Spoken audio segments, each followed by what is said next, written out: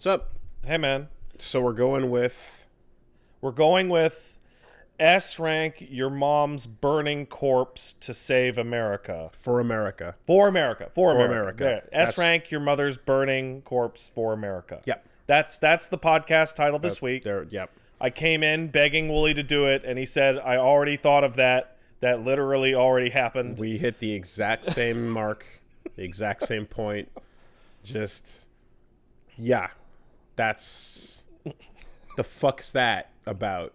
Well, we know what it's about. So it's Death Stranding week. You're carrying the corpse of America. Yes. Oh. Embodied by your mom. Don't fall over. Don't tip over. Don't hold those shoulder buttons. Don't do it. Don't hear that crunching noise. So we're just going to talk about, let's say, the first couple hours of Death Stranding. Anything you would sit down and... That's all I got. Yeah. All I got is the first loop. Yeah, the first... Well, there's two loops. Yeah, no, you got the first loop. Mm-hmm. There and back. Right? Death Stranding came out. If you don't know, I don't believe you. Because it's literally all anyone is talking about. Koji Town. There's a fun quote from Kojima today that I think was translated badly, which is, Americans don't like Death Stranding as much because it is not a first-person shooter. The game, we aim higher or some shit like that. Did he say something He like did. That? That's curious. I Which didn't know he comes said that. off like you guys just don't get my arts. I did not hear about that. But there is the thing. We're only gonna again, spoilers wise. I'm talking under the first 2 hours. 2 hours. Yeah, exactly. So, but I actually get what he's saying because the game is totally having a way more divided opinion in North America than it is elsewhere. Yes, it is. Elsewhere, everybody's like, "Wow, this is great," and out here, Canada and America specifically, there is the biggest divide I have ever seen of what is this pretentious fucking garbage versus, oh my god, this is like the Mona Lisa dripped into my balls. Like it is so absurd. It is so dumb. Wooly, what is Death Stranding? Death Stranding is what happens when you give an artist all the money in the world, all the time in the world, and zero boundaries. I do whatever you want. We don't care.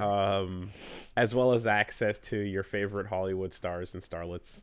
And you give them half of the Horizon Zero Dawn team for engine shit. Yeah. So, now that it's here, and like, I still don't know if my impression of that first 2 hours is that like that could be the gameplay loop. That is the gameplay loop. But everyone has been saying that it is the gameplay loop. That is right. So what you see in that first 2 hours is the base. That's the loop. Yeah, that's it. You go and you come. And you go and you come. Stuff might be in the way. Right. And that stuff may range Yeah. from a big pissy ghost whale Yeah. to a slightly steeper than average incline. So, video game equals like third person controlling your character. Sure. Moving throughout the environment. The vast majority. Occasionally cutscene. The vast majority of Death Stranding is holding a variation of the top 180 degrees of your analog stick and occasionally hitting a trigger or the other trigger or both triggers to not tip your ass over. Or that other trigger that tells you whether that terrain is red or green. Or yellow. Or yellow. Or the always unknown yellow.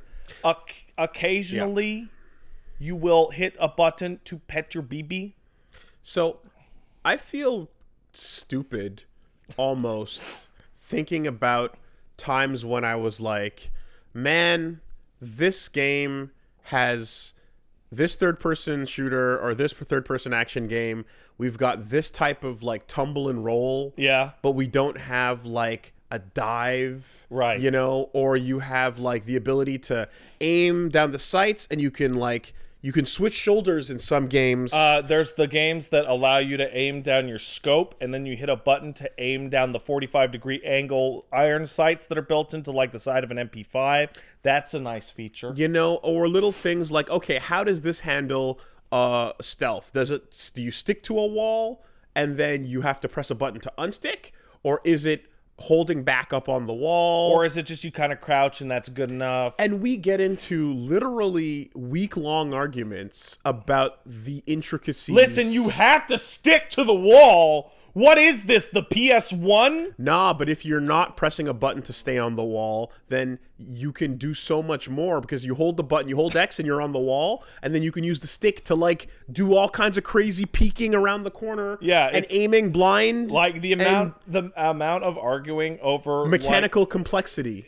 mechanical idiosyncrasies, right? Like the tiniest figuring detail. out how to make Big Boss drop on the ground in Ground Zeroes and roll around, to drop the fucking patch, that's stuck on his back. That you have to hold a bunch of buttons and go like, yeah, okay, wow, you can really do a whole bunch. Like all of that, I feel stupid for even like having those kinds of debates when you can have a game that is really just, you want to walk over there, do it. Here's a rope. You get a ladder? Okay. Scary time. Yeah.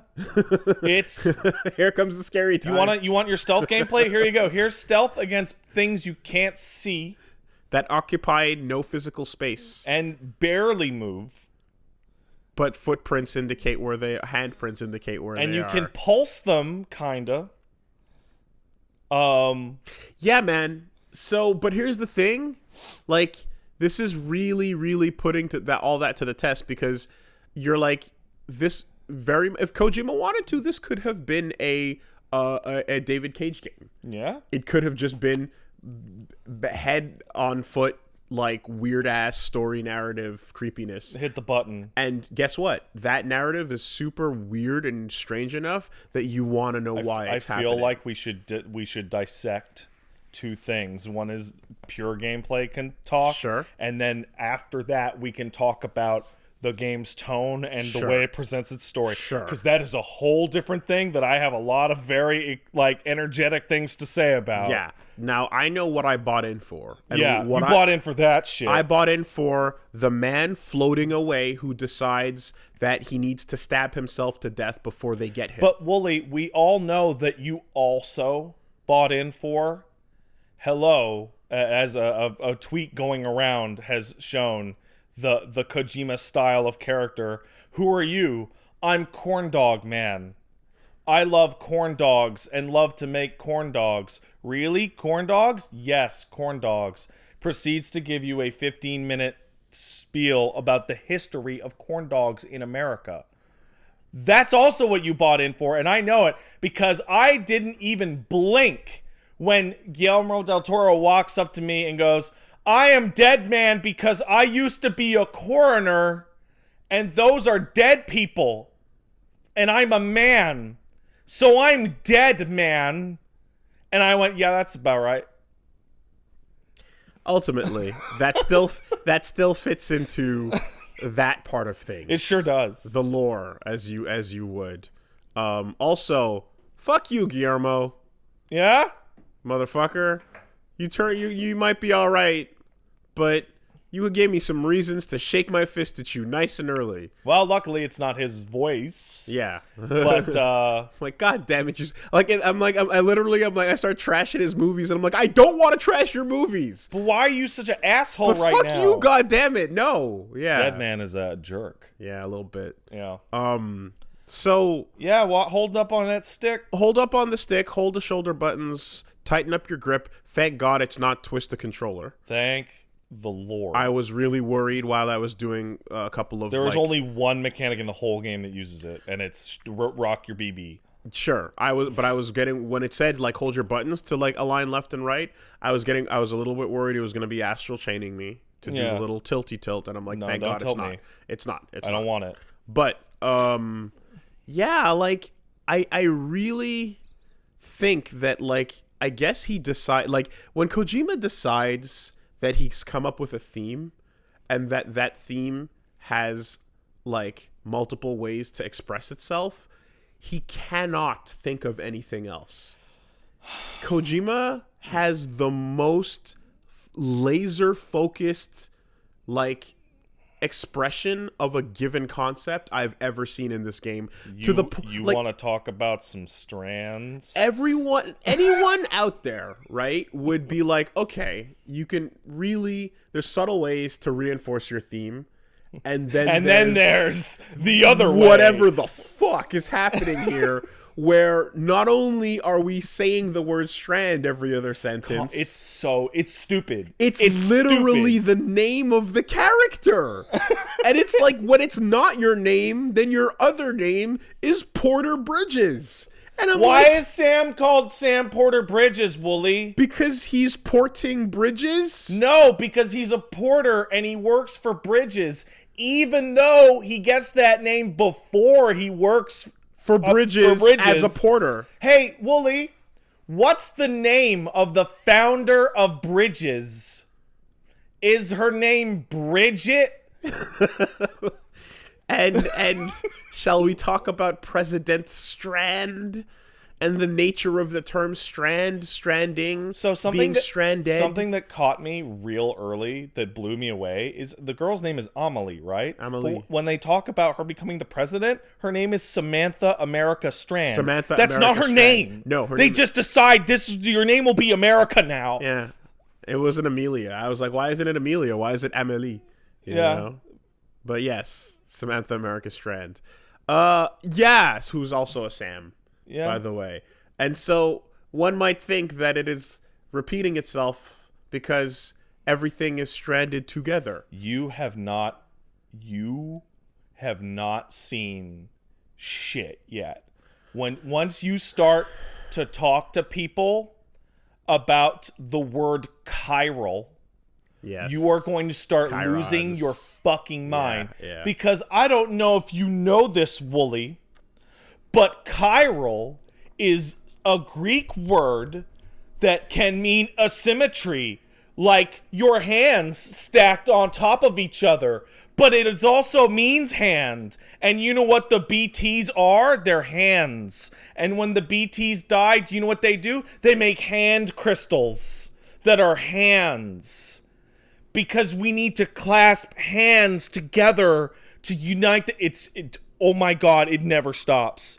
It literally never stops. It is the most on the nose shit ever. It is constant. And the connecting of things via knot city. Knots. And knots. Cities are knots. They're places where many strands tie together. Much like umbilical cords, which we see connected to the floating BTs and to your BB, which is connected to its still mother. Wooly, you watched... You watched Garth Marenghi's Dark Place. No. You didn't? No. Well, you should. There's a quote in there where he's talking about other writers, and he says, "I know writers, other writers who use subtext, and they're all cowards." Yeah, I know the screenshot. There could not be less under the surface here.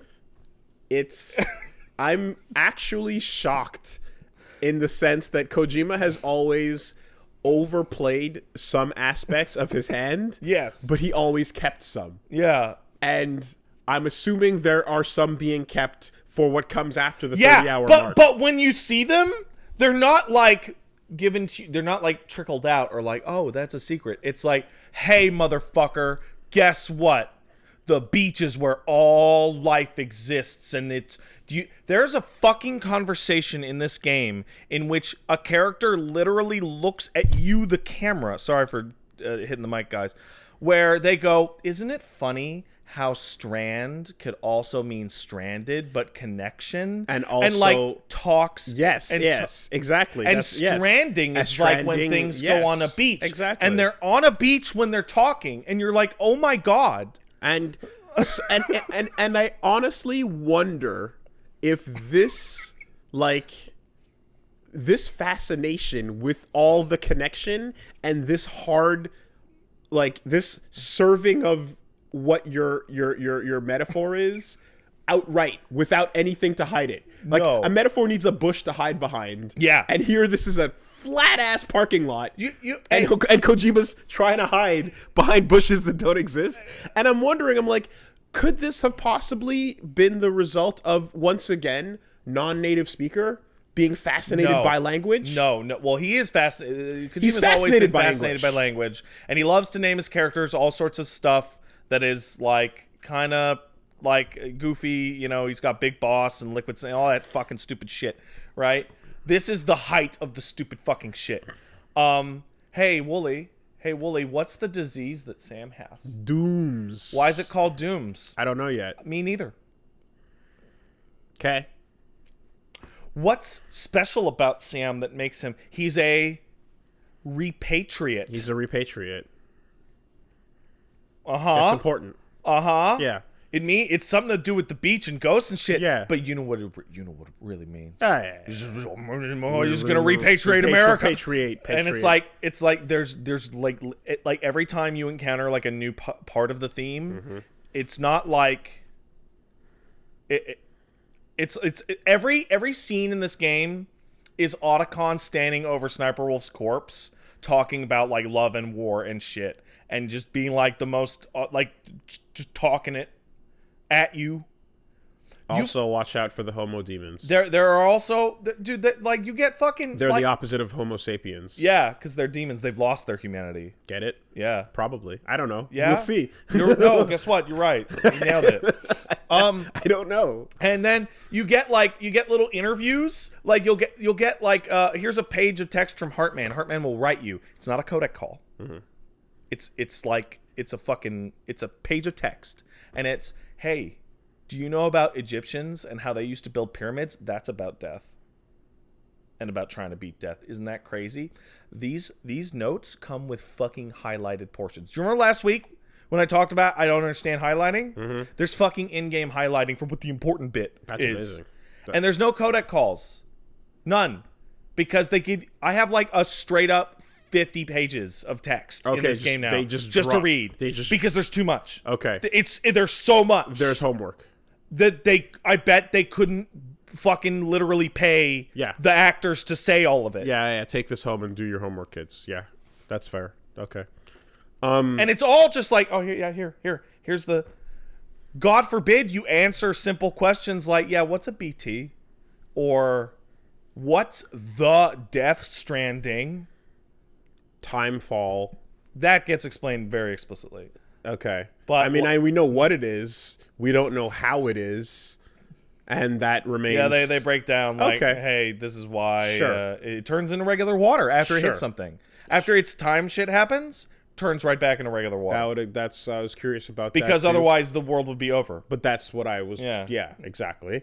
And, a million other little variations of that. But while you're at that, let's have some fun. Hey, Goober, fucking chug that monster. Hit that monster! Hit that mirror. You looking at yourself? Oh, there he is. Hey, bang. Hey, did you know Monster? If you drink 3 full cans of Monster, you can get a 25% boost to your stamina. Whoa! Despite the fact that would fucking kill you. Ah, it's rad, bro. Put those shades on. Hey, Wooly, Yee. I know what you're excited for. Norman Reedus' Ride, now playing on AMC. Don't miss it. Don't miss it.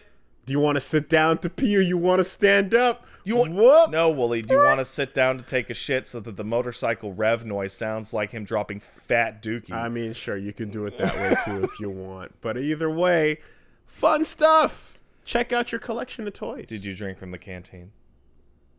Yeah. Did it not blow you away? That there was Monster inside the canteen? Yeah, the canteen. The canteen of water turns water into Monster energy drink. Yeah. It's more effective than regular hydration. Yeah.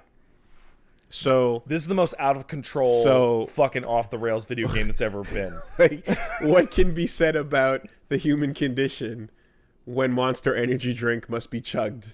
The Monster placement is you can't sip it. It's can't sip it. You gotta crack that can and fucking beast it back. The best part is the very first time you drink the Monster, Norman always does the fucking, he drinks the whole can in one. And he like almost falls over and you see his like destroyed bloody feet that he's ignoring to drink the Monster. That's true. He can't get it in him fast enough. You can't even choose your, again, you can't choose your enthusiasm for the drinking of the Monster. You must absolutely shotgun it. It's the most important thing. I'm hoping that the third time in a row that you just get the knife out and just slit the bottom and just fucking... it's the same animation every time. Same animation. I really want that, you know? And then as we're done with that, let's go into the nature of using this baby as a tool. As a piece of equipment. Just not even... And then how fucking dark that is. But we'll interrupt that with your energy drink. Everything about BB in the early game is nightmarish, and then the offhand remark, oh yeah, no, BB's from like a brain dead pregnancy machine person. We just take the babies out of the brain dead women's and jam them in these tubes. Is the term. Still mothers. See, I was gonna say that, but I want to make it very clear what it actually is, because still mother's the word they invent, so they don't have to take about taking the coma women's babies, which is a thing. Like it's a fucking theme, right? Oh, yeah. Like, hey, isn't that the darkest thing ever? Yes, it is. Again, you want to talk about your parking lot with no bushes to hide behind? First thing that happens in the game is you meet the president of the United States, the first female president, and the last one. And she is dying of cancer. That's right. Go America. Dude. And you walk in and she's got all the strands reaching from the ceiling. There certainly is that part of it, and they're black strands, which means they're death. So, like, you walk into the Oval Office and America is dying. And then America reaches out to you, but you recoil from America. Because don't touch me. But then America crawls towards you in an identically shot scene to the monster attack we saw half an hour earlier. And even leaves the black handprints on our main character. But don't touch me, though. Don't touch me, though, Mom. You know this better than anybody. Mom. Don't fucking touch me. Mom, don't do it. Sis, know I don't like it. What are you doing? Don't touch me. Stop it. Oh, I guess she's dead. Die Hard Man is the most soulless fucking motherfucker in the universe. I guess you work for us now. What? Well, look at your mom's corpse hand on your hand. That's a contract. Is he the one with the amazing backstory we read about not too long ago? Which one's that? With the family that he's searching for? No, that's Heartman. Heartman, never mind. Okay. Die Hard Man is called Die Hard Man because he's a repatriate. Okay. So he dies hard. All right. Done and done. Done. He's got the mask. Yep. It's a very cool mask. It's a Luden's mask, which is extra confusing when you discovered that Luden's is a novelty toy in the Death Stranding universe. In the world, it's a... Yeah? Yeah. Interesting. I don't know if you were able to tell, but the BB container has a Luden's charm hanging off of it. I didn't see that. It does. I saw me some MGS1 fucking fonts all over the place. Yes, you did. That thing is inescapable. Whatever. You can't get away from it. It is there. The game is... It is the fucking most out there game I've ever seen that has the most money put into it. And yet, would you have asked for anything else? No. I was talking with a friend of mine, and it's like, this is like a weird Russian indie developer was just given $300 million and all the celebrities they wanted. Is Death Stranding not almost exactly what was promised? It is exactly what was promised. Fucking nothing and everything. It like, I'm playing it and I'm telling it to shut up. Yeah. Yeah, that's about right. No, this is what I asked for. Now, the only thing that remains, it will be when we get to that end, how much will I actually understand and how much will be like, fuck you. Go do more. I cited the sources in the documents. Yeah. Go read those books. Or will it just be, glad you enjoyed it. What about the fuck you? Go hold your friend's hands and reconnect. Hey, family. Send those, yes, family. Go send those likes out. How many friends are you liking their content as they post it every day? It makes people feel good. I thought Hideo Kojima, of all people, would be the most like, man, fuck this social media stuff. It ain't real. Let's go hang out in real life. No, Wooly. Right? Facebook likes are and Twitter mentions the currency. Okay. So this is it's crazy to me. The game's theme actually starts to fall apart under this. Well, because go back to Sons of Liberty and all those other days of like the warning of the future, right? And it always felt like every one of those games, or at the very least the first 4, were about a lot of things, but somewhere in the many things they were about, there was a things used to be real. And now they're less things real. Are becoming fake. Yeah. And things are becoming copies of what was real. Yeah. And those copies are now digital copies. Mm-hmm. And the authenticity of those digital copies is oftentimes probably inferior to the real thing. They're stealing your humanity away from you. Right. Which is a big theme in Death Stranding. Yeah. Things were one way, and now they're becoming the other way, right? Yes. So in that same, like, you know, the hearkening to the old, I would have just assumed that Hideo would have been like, turn that phone off, go outside, get some sunlight with your bow tie. That's right. And then make friends in the park. Well, Wooly, this is where the game's theme starts to rapidly fall apart because you're Fall apart or tie together. Oh! No, it's so weird because it's like the game's in-world universe is governed by likes. Yes. I'm dead serious. So one of the first thing you're going to do once you get back to base is deliver some oxytocin. Yes. Right? Because people need fucking drugs. Yes. And then you'll learn that there's a different type of tocin. Lyksin. It's the chemical that releases in your brain when you get likes. And that's how we're going to connect because it feels good to get likes. And you know what, Wooly? Come on. Wooly, you know what? Did you know? Come on. Did you know? Lyksin? Lyksin. Come on. Yeah. Did you know that there are people out there that used to be porters, but they fell on hard times because they didn't have a place in society, so they became crazed due to their lack of Lyksin, so they started to steal other people's packages so they could deliver them so they could get likes. And that's the danger of social media. When you're too into getting likes, you can go crazy and do things just for the attention. That's the primary antagonist force in the game. Black Mirror. Yeah. There's an episode about I'm seeing everybody in our chat just start screaming, shut up. I can't, like what? I have not hit that yet. You'll get there in okay. You will get there in an hour. Okay, well, the point I'm at is the one where you do very, very important tasks. Very important. And then the reward screen says, everybody liked that you did that task. So it's fascinating because I was convinced that you would hate this game because the game is very weird. There's not a lot of mechanical complexity to actually doing the tasks. All the mechanical complexity is before and afterwards. What did you bring?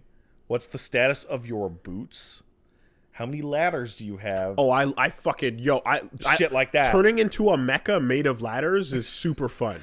And then the end is a pornographic level of results given to you upon the end of the delivery. Yeah, I stared at that briefing screen for a second and I was parsing which parts of the screen were meant to be read by the player as information and which parts were meant to just be future complexity jargon graphics, and you can't tell. It's all of because there's the screen, there's maybe 15 different sections full of text in certain screens, but some of it's not meant to be read. Yeah, Some of it's just meant to be the chiral network status. whatever. Blah, blah, blah. Yeah, exactly. But some of it's real. And some of it matters. Yeah. And you're like, okay. You know? There's a lot of bars filling up for every possible condition, time, state of every piece of... Every single parcel has a ranking associated with it. Every piece of parcel. If you don't smash that like button, I will die. Please smash that button. So the part of the game that you haven't gotten yet, which is literally the next time you sit down to play it, Wolves, is building structures for other people. Building a mailbox, which has a fucking absurdly complex system in which items... Okay, let me break this down for you because I literally just understood it last night fucking around. Okay, you're doing a walk-in mission from somewhere, right? You fucking get hit by some bullshit or fall down, whatever, and the bullshit falls off your back and onto the ground. If you get far enough away from it, it will literally evaporate from your world and dump itself into the play session of 100 other people. Yeah. If they pick it up, they can either deliver it, which will give you likes and technically complete part of that mission for you, and the only thing they get out of it is likes from the fucking Bridges network part of the fucking end result screen. Or they can just pick it up and put it into a post box so that somebody else can come along to that post box, look and go, oh, there's mission critical items in here that somebody failed to deliver. I could deliver them. See, back in a land known as Anne Orlando, That's right. Yeah. likes would heal you. They would, or give you some juice or something. And that was that they would just 1-to-1. Yeah. Somebody liked what you said. Uh-huh. You get a heal. Mm-hmm. This is... Hey, Wooly, you want to talk about likes? I got to a new level in my likes the other day, and I unlocked the ability to form strand contracts. That means when I go up to somebody's post box or ladder or bridge, I can look at them and go, wow, this guy gets a lot of likes. I want to form a strand contract with them so that they show up more often in my game and I show up more often in their game. And do you know what, Wooly? When you do that, when you like that person's things in the future, they get more likes. Wow. Even more. Because I saw a bridge that Ivan made, and I was like, hey, thanks, Ivan. And then while I was crossing it, I smashed the like button. And then did you turn off the spoiler mode? There's an option in the thing. Yeah, no spoilers are on. Okay. But there was a ladder just lying across. Oh, ladder. Okay. Excuse me. There's a ladder just. That's important because there's literal bridges. Okay, sorry. Yeah. There's a ladder that was bridging across the river, and as I was crossing the bridge, the ladder, I hit the like button, and then it's like, yo, you can hit it again, and I was like, what? You can mash the fuck out. And of I it. did, and then I was like, oh, too many. Yeah. And then I was like, yeah, you used up all your likes for the day. No, or for the whatever. Each item has a cooldown for likes. So you can't like it too much. Yeah. But I'm like, and it's funny because I thought liking one thing, and then the nature of it is that, like, well, I'm one person and I like this one thing. That's right. And like giving people more than one ability to like the same thing kind of devalues the value of each individual like. Yes, it does. But you know what it does do? It lets you walk past a real for real bridge across a river that has 28,000 likes on it. Because, hey, guess what? You built this in the fucking perfect spot that makes everybody's life way easier. So, is this chapter 3 peace? Maybe. So you right now you've seen ladders and ropes. Yes, they're very useful. The ropes especially. The rope saved my life. The ropes are a big fucking deal. There was a rope that literally saved my life. As a desire to help other players, but also to get likes. It's the persona problem. Are you a sociopath or are you doing it for the right reasons? After I beat a tough area and climbed through it, I said, you know what? I have an extra climbing rope. And then tossed the fucking thing across behind me and went, now someone else will not have to climb this bullshit. They can just use my climbing rope. Depending on where the end of the rope is hanging. Yeah. Well, the ropes are fucking crazy long. They're really long. But like if the rope is hanging on the wrong side, for example, I took one up and I dropped it off where I got off. So I think that's fine. I think they're all... Oh, is it always? Yeah, I okay. haven't found any that have been on the wrong side. Oh, okay. And you know, so the game has a built. If you looked in the option, there's a spoiler mode. Yeah, I turned it off.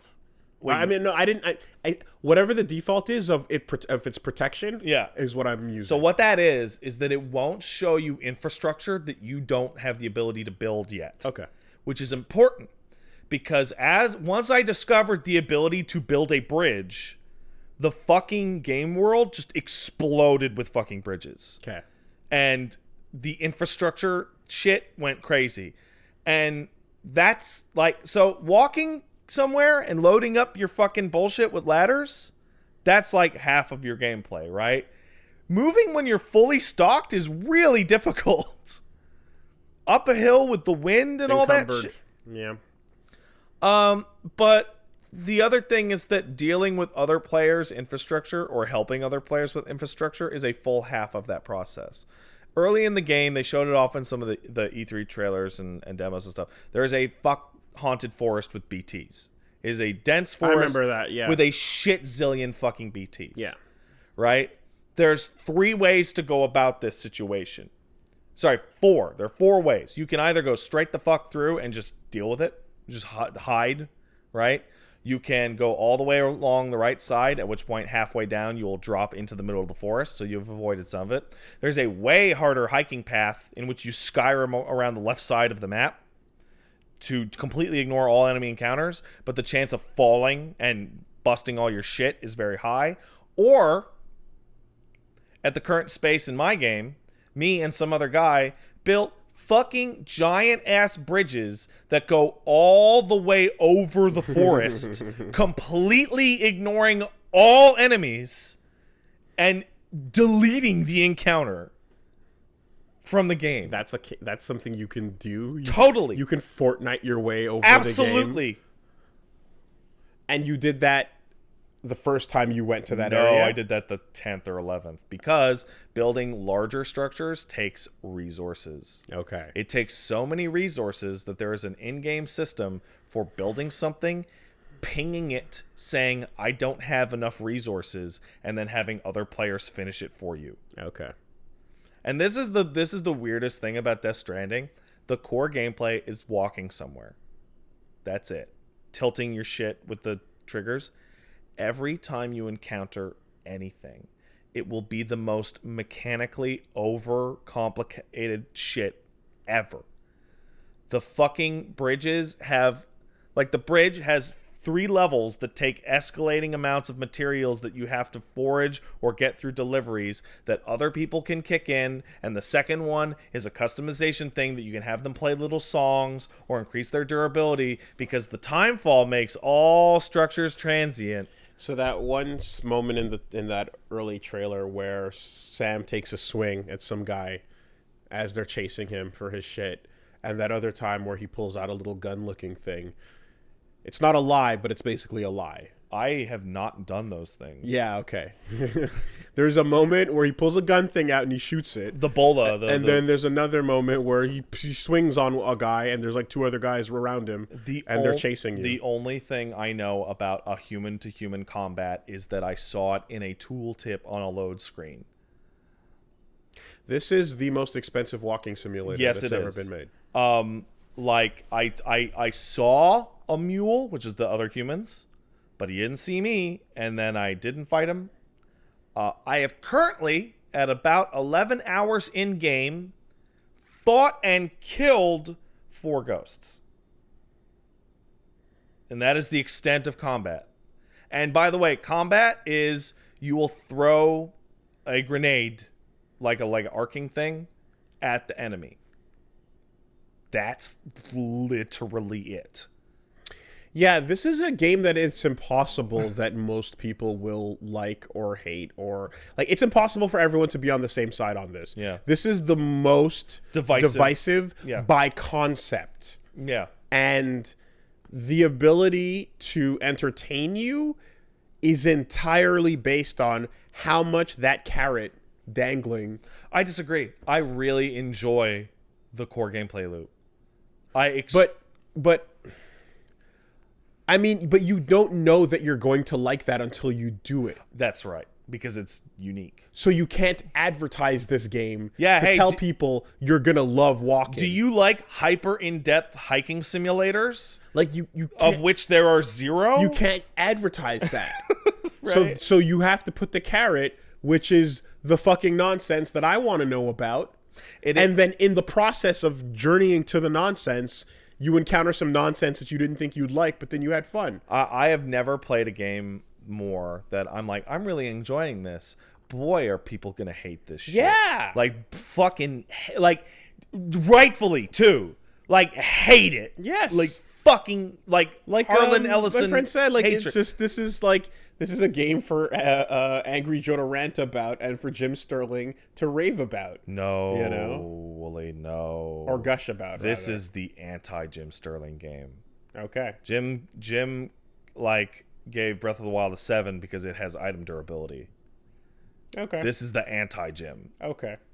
Well, it's for a type of person, and it is. It's for me. It is for super not another type of person. Somebody in my chat a few days ago said that Death Stranding has managed to weaponize Pat's Mind Goblins because all of the reinforcement systems in this game are explicitly designed to appeal to people who like to see the bar grow.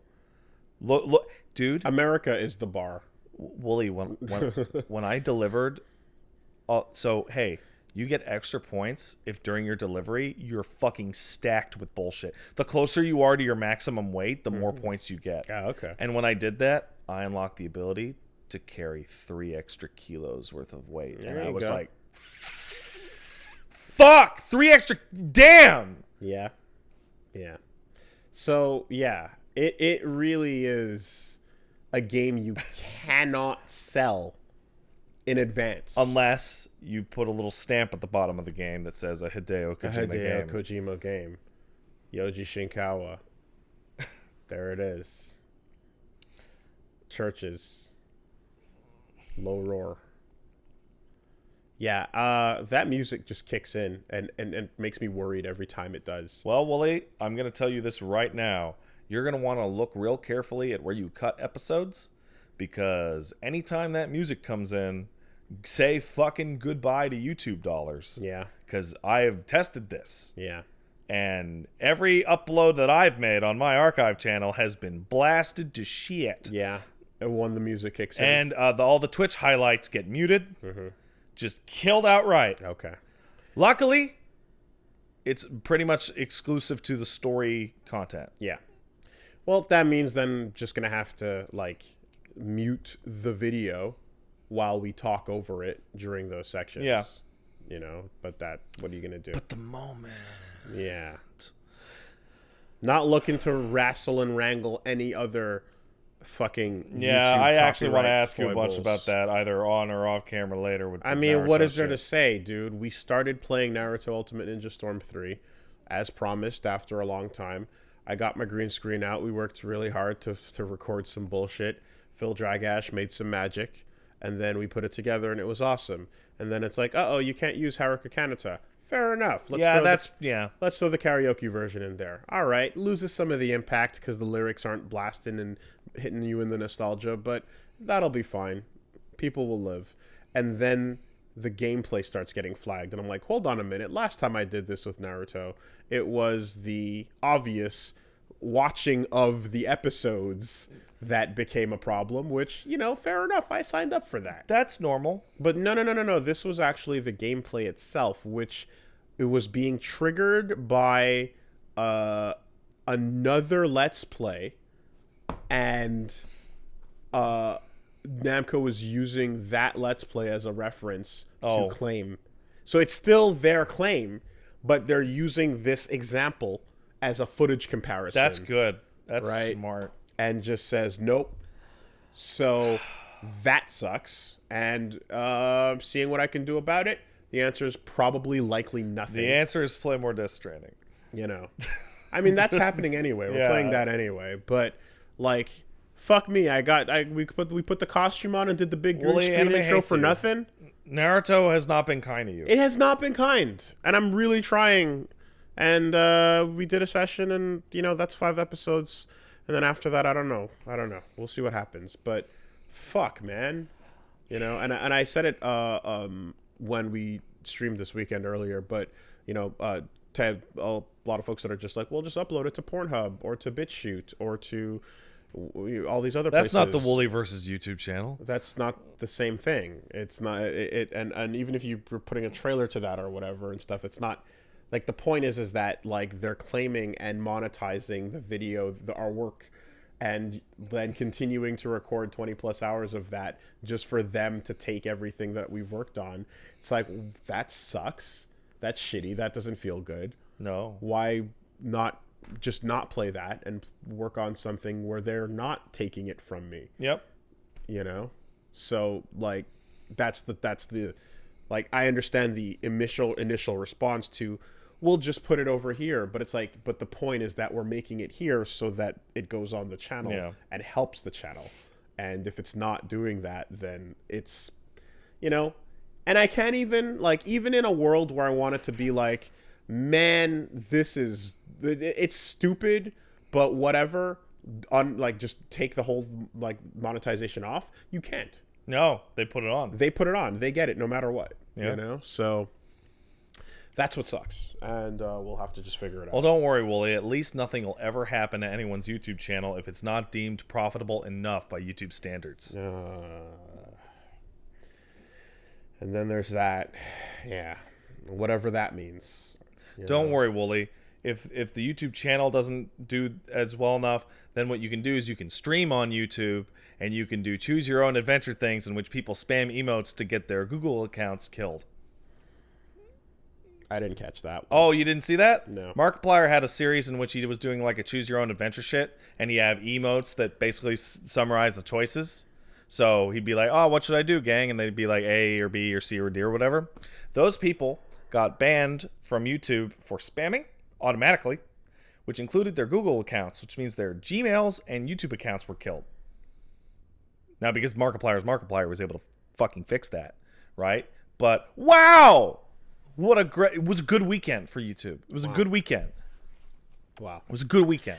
Well, anyway, at the moment, currently hoping that our rooster friends might be able to help. Yes. I'm hoping, reaching out, seeing if they can do anything. And if they can, that would be glorious. And if not, there's one other idea that I'm gonna try, maybe, but if that doesn't work, then we'll just have to scrap it. Yeah, well. So, goodbye fun. Yeah. And I legitimately wanted to know what was going down too. Like the first hour of that game, I saw some shit that I was like, wait, what the fuck was happening? Did you know that when the Ninetales starts attacking back in the day, they zoom in on its face and it's got a Sharingan? Were you aware of that?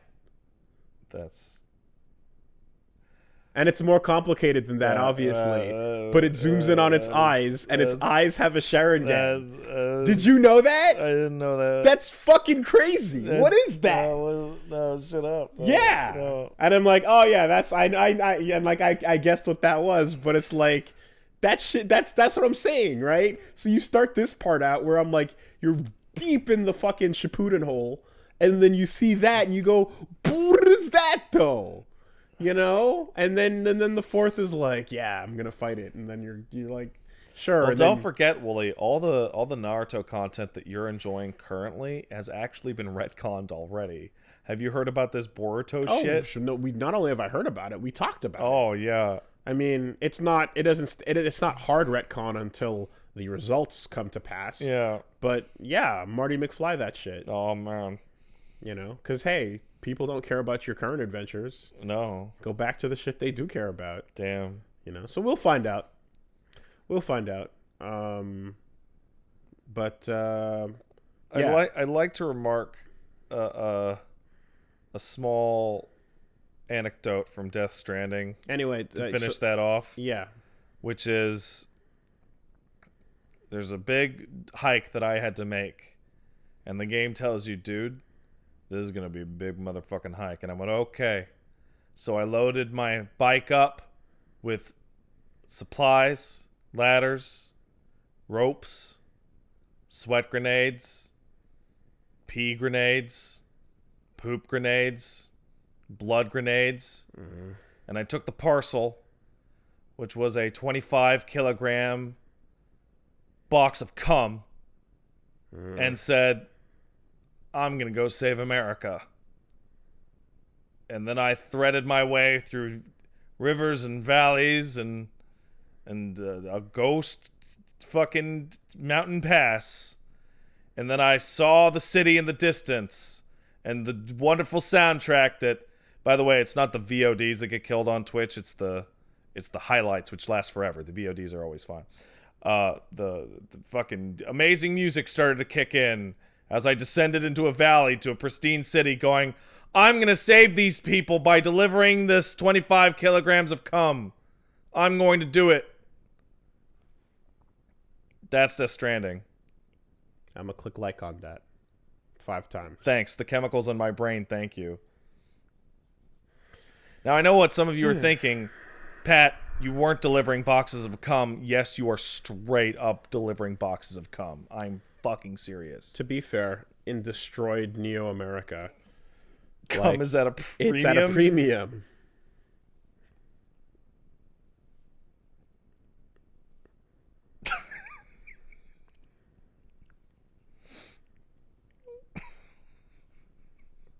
More like no nut November through August. Through 2051 or whatever. Careful. So if you are interested in Death Stranding, but are on the fence off Death Stranding, I would highly recommend that you watch hours of footage of what the fuck the game is. I mean, right now, people are already like at each other's throats over whether or not this is boring or whether they love it. Well, here's the thing. It's boring and I love it. Yeah. And it really has to do with how much tolerance for bullshit you have. Like, do you have tolerance for bullshit in such a way where you not only tolerate it, but you grow to embrace it? Yes. Then this might be for you. You might be a porter. Are you the kind of person who, when you get to the Monster Hunter egg delivery quest, raged because you needed to unlock that final goddamn drink at the canteen, but you're like, I don't want to do this fucking egg delivery quest, god damn it. If you're that person, this game might not be for you. Might not be for you. You might be stranded. You might be stranded. In America. Yeah. If it's not for you, you're stranded. If it is for you, you're a porter. Do it. Well, anyway, there's that game's so fucking nuts. Clearly there's so much yet so little to be said. And yeah, no, that's the weirdest thing. And I don't think, like we talked about the gameplay a little bit, I don't think there's ever going to be anything we need to talk about the gameplay again, because it's until credits at least. Yeah. You know, because I'm like, well, how much of this are we going to find out? I'm expecting none, but let's see where it go. Yeah. You know, I'm expecting some, but it'll be in that way that gives you less information than you started. Yeah. I'm not looking to finish the carrot, but just give me a few shavings of it, and then like halfway through, like let the carrot melt. Yeah. And become like an orange nightmare. Yeah. That you drown in the carrot juice that you didn't want. Yeah. You thought you were chasing a carrot on a string, and now you're drowning in an ocean of carrot juice. That's right. And you know what that ocean's called? America. Think about it. Like, the whole game is like Wake Up Sheeple. Like actually. I love how everyone, like, as far as the actors are concerned, like Norman and Mads are just all out here going, yeah, man, I don't know, but this guy's great. He's the best. What a genius. What an auteur. Yeah, I don't fucking know. I have no idea what Mads is doing in the game. Like, just Everyone got their hands up in the air going, look, man, don't question the artist. We just do what he says. You know? I play a character named Fragile. She runs the Fragile Express, and she's fragile, but she's not that fragile. A line of dialogue actually spoken in the game. Yeah. Like... It's like on the level of like a werewolf looking into the mirror and being like, have I become some sort of monster? Like level subtlety. Like, dude, subtext is for cowards. It's for cowards. And Kojima is the bravest man we know. The bravest and the strongest. Did you hear that Kojima Productions is getting ready to make films in the future? Film. The most unsurprising piece of information I have ever received. Yeah. His movies are not going to be good. They're going to be terrible. His movies are not going to be good. Somebody pointed out, a friend of mine... There is... like, there is not even a shred of a hope that his movies will be good. They're going to be the worst pieces of shit ever. A friend of mine pointed out that in games, his insanity has really very few points of comparison. But in film, those points of comparison are infinite. Oh, yes. There are so many fucking people who make batshit weird-ass art house fucking nonsense. Like, there's Lynch and Lars von Trier right off the gate. Throw them in the Jim Jarmusch corner. Yeah. See what's going on over there. And these are people who've been making movies for their entire lives. Right? There's always a movie that some AAA, some A-lister is attached to that you're like, what is that? And it's like, yeah, they were sold on some conversation, and then the thing came out, and they didn't know what it was. But there it go. It happened. You can go watch Dead Man if you want. Yeah. But you might be very confused. That shit's not going to play in a film. No, it's going to be unwatchable. It's that going to be unwatchable. Shit is going to fucking it's just be you're right, unwatchable. And like, put the fucking same scenes in a movie. The same fucking scenes. And like, Del Toro will be so kind. Oh man. He will be so gentle and so nice. You know? And just he'll guide him along the way. But like, the art is just you can't swallow that. You can't. There's nothing to eat on this plate. It is empty. It sucks. It's gonna be garbage, and I'm excited. I'm really excited. I want to see the run back to games, or alternatively, they blow this whole conversation out of the water. You know. However, I do agree with you. It's like, I feel like we've said this 10 times. Kojima's themes are the bluntest instrument in any storytelling medium ever. Did you know that I like the faint whiff of theme. Like, you know what I mean? I want it to hit my nose like, oh wait, was that? Is this about drugs? I don't know. Did I think I missed that. Hold on a second. It's about the overreach of the state. I know. There's something here, right? What's going on? Yeah. And and like, this is the Cinnabon. The Cinnabon of themes? This is the Cinnabon of you themes. You bite in, you're like, ugh, it's too sweet. And they've got like giant machines blasting the air at you from a mile away. And you're trying to walk home, and you can't because the fucking Cinnabon is filling your entire cavity. It's hitting that area behind your eyes as you're like, with the theme. Like Kojima approaches video game theming the same way that Zach De La Rocca approaches it in music, right? Because Zach's going to be like, we need to fight the power, man. Okay, what's the name of the band? Rage Against the Machine, because we're raging against the political machine. Okay, what's the breakdown in the song? Man. Fuck you, you don't do it to tell me.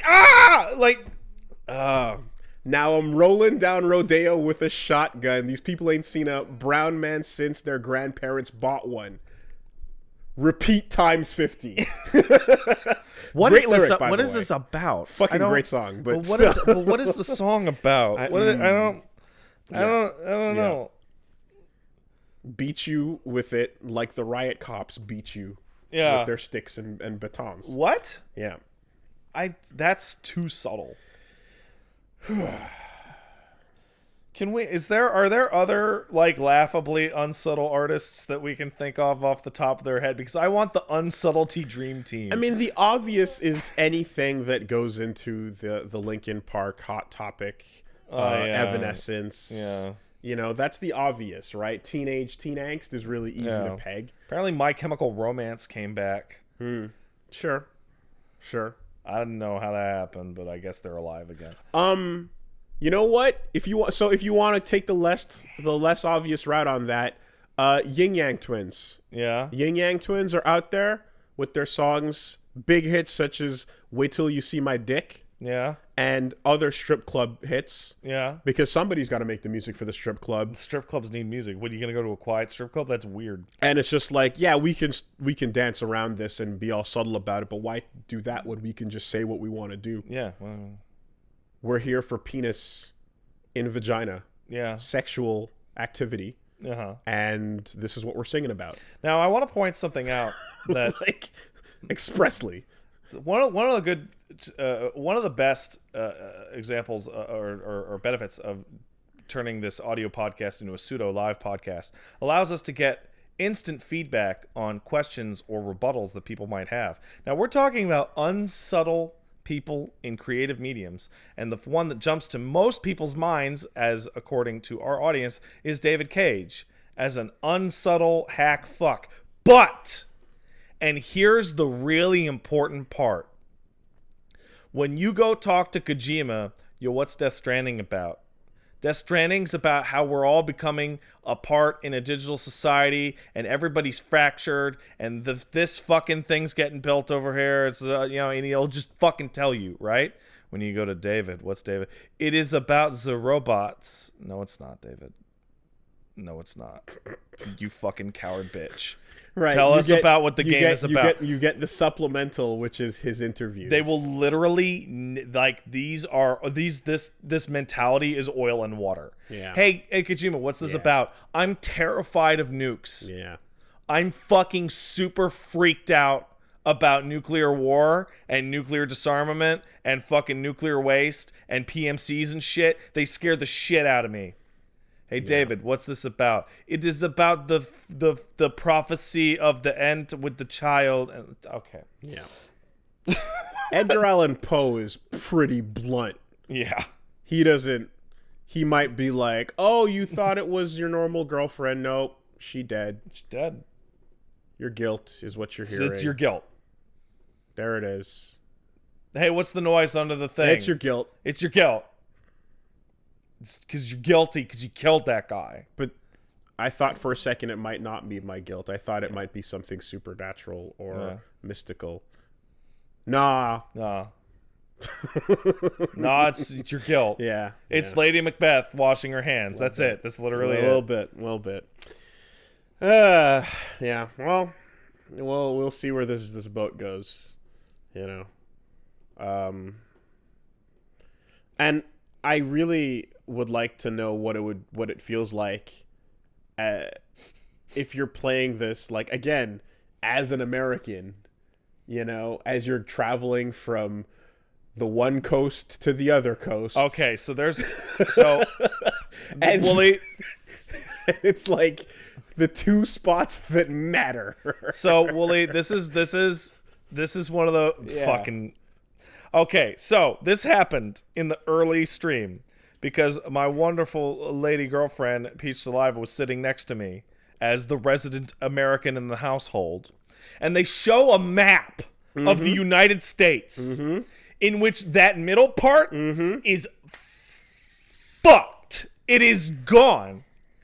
And Paige goes, a woman from Southern Illinois, hey, that part in the middle, that's where... And I go, not anymore. It's not. Yeah. That's what it is like. Yeah. That middle part, fucked. Just gone. Who's connecting the bridge from Florida to Vermont? Who cares? You know? Where's that story? It's from Washington to fucking Seattle or San Francisco. Who's connecting Kansas to Wyoming?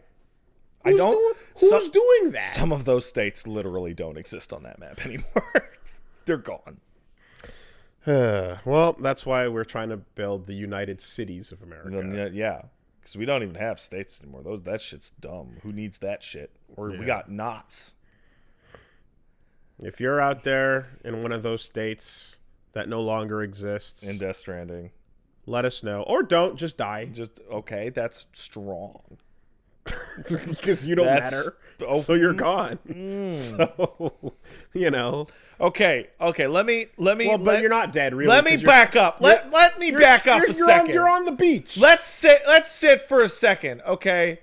A couple months ago, I called Randy Pitchford a friend of the podcast, and you're like, dude, you can't do that, Randy. That's ridiculous. However, hey, everyone who lives in this 10-state region, just die is okay for our podcast. Well, yeah, because they're not actually dying; they're just ending up on the beach. Oh, yeah, it's fine. They're stranding. Yeah, you can listen to the podcast on the beach, right? It's playing. Yeah, you have to. That's all.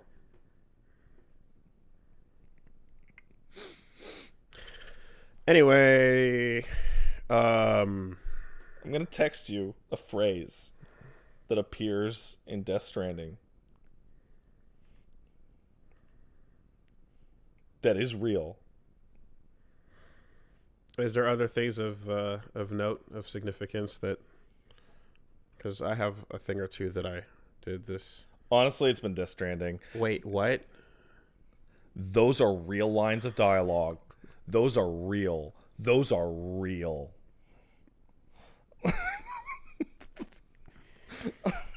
I hate Hideo Kojima. I need him in my life. God, how's it been so long? Fuck me, man. Nobody does it like he does. They really can't. It takes that unique perspective coming from...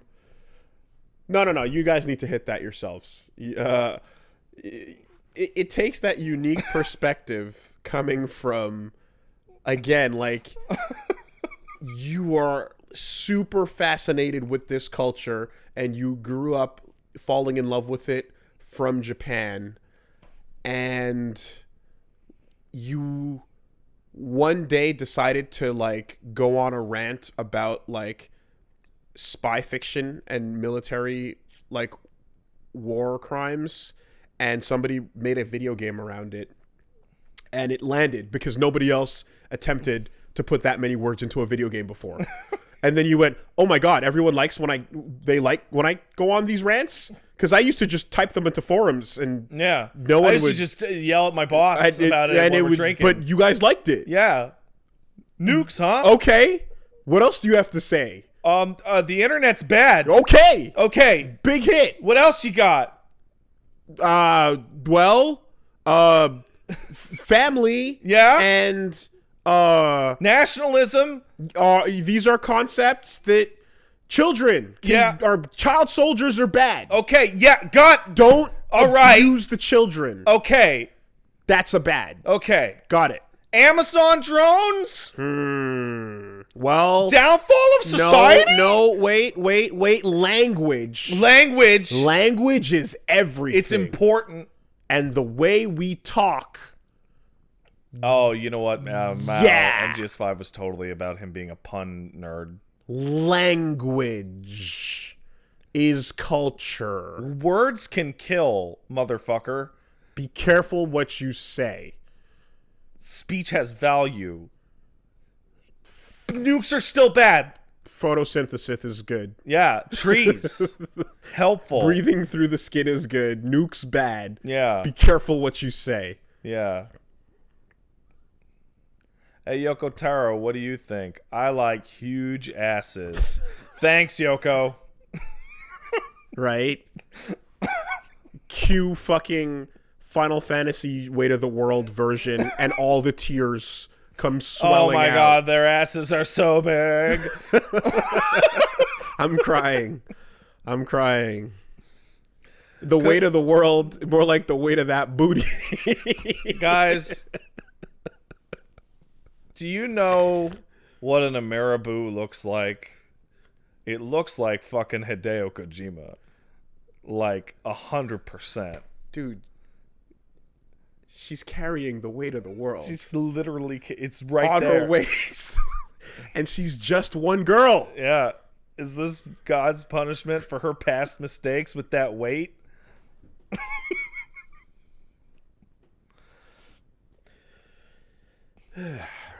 All right, so I fucking love Japanese video games. They're fucking so stupid.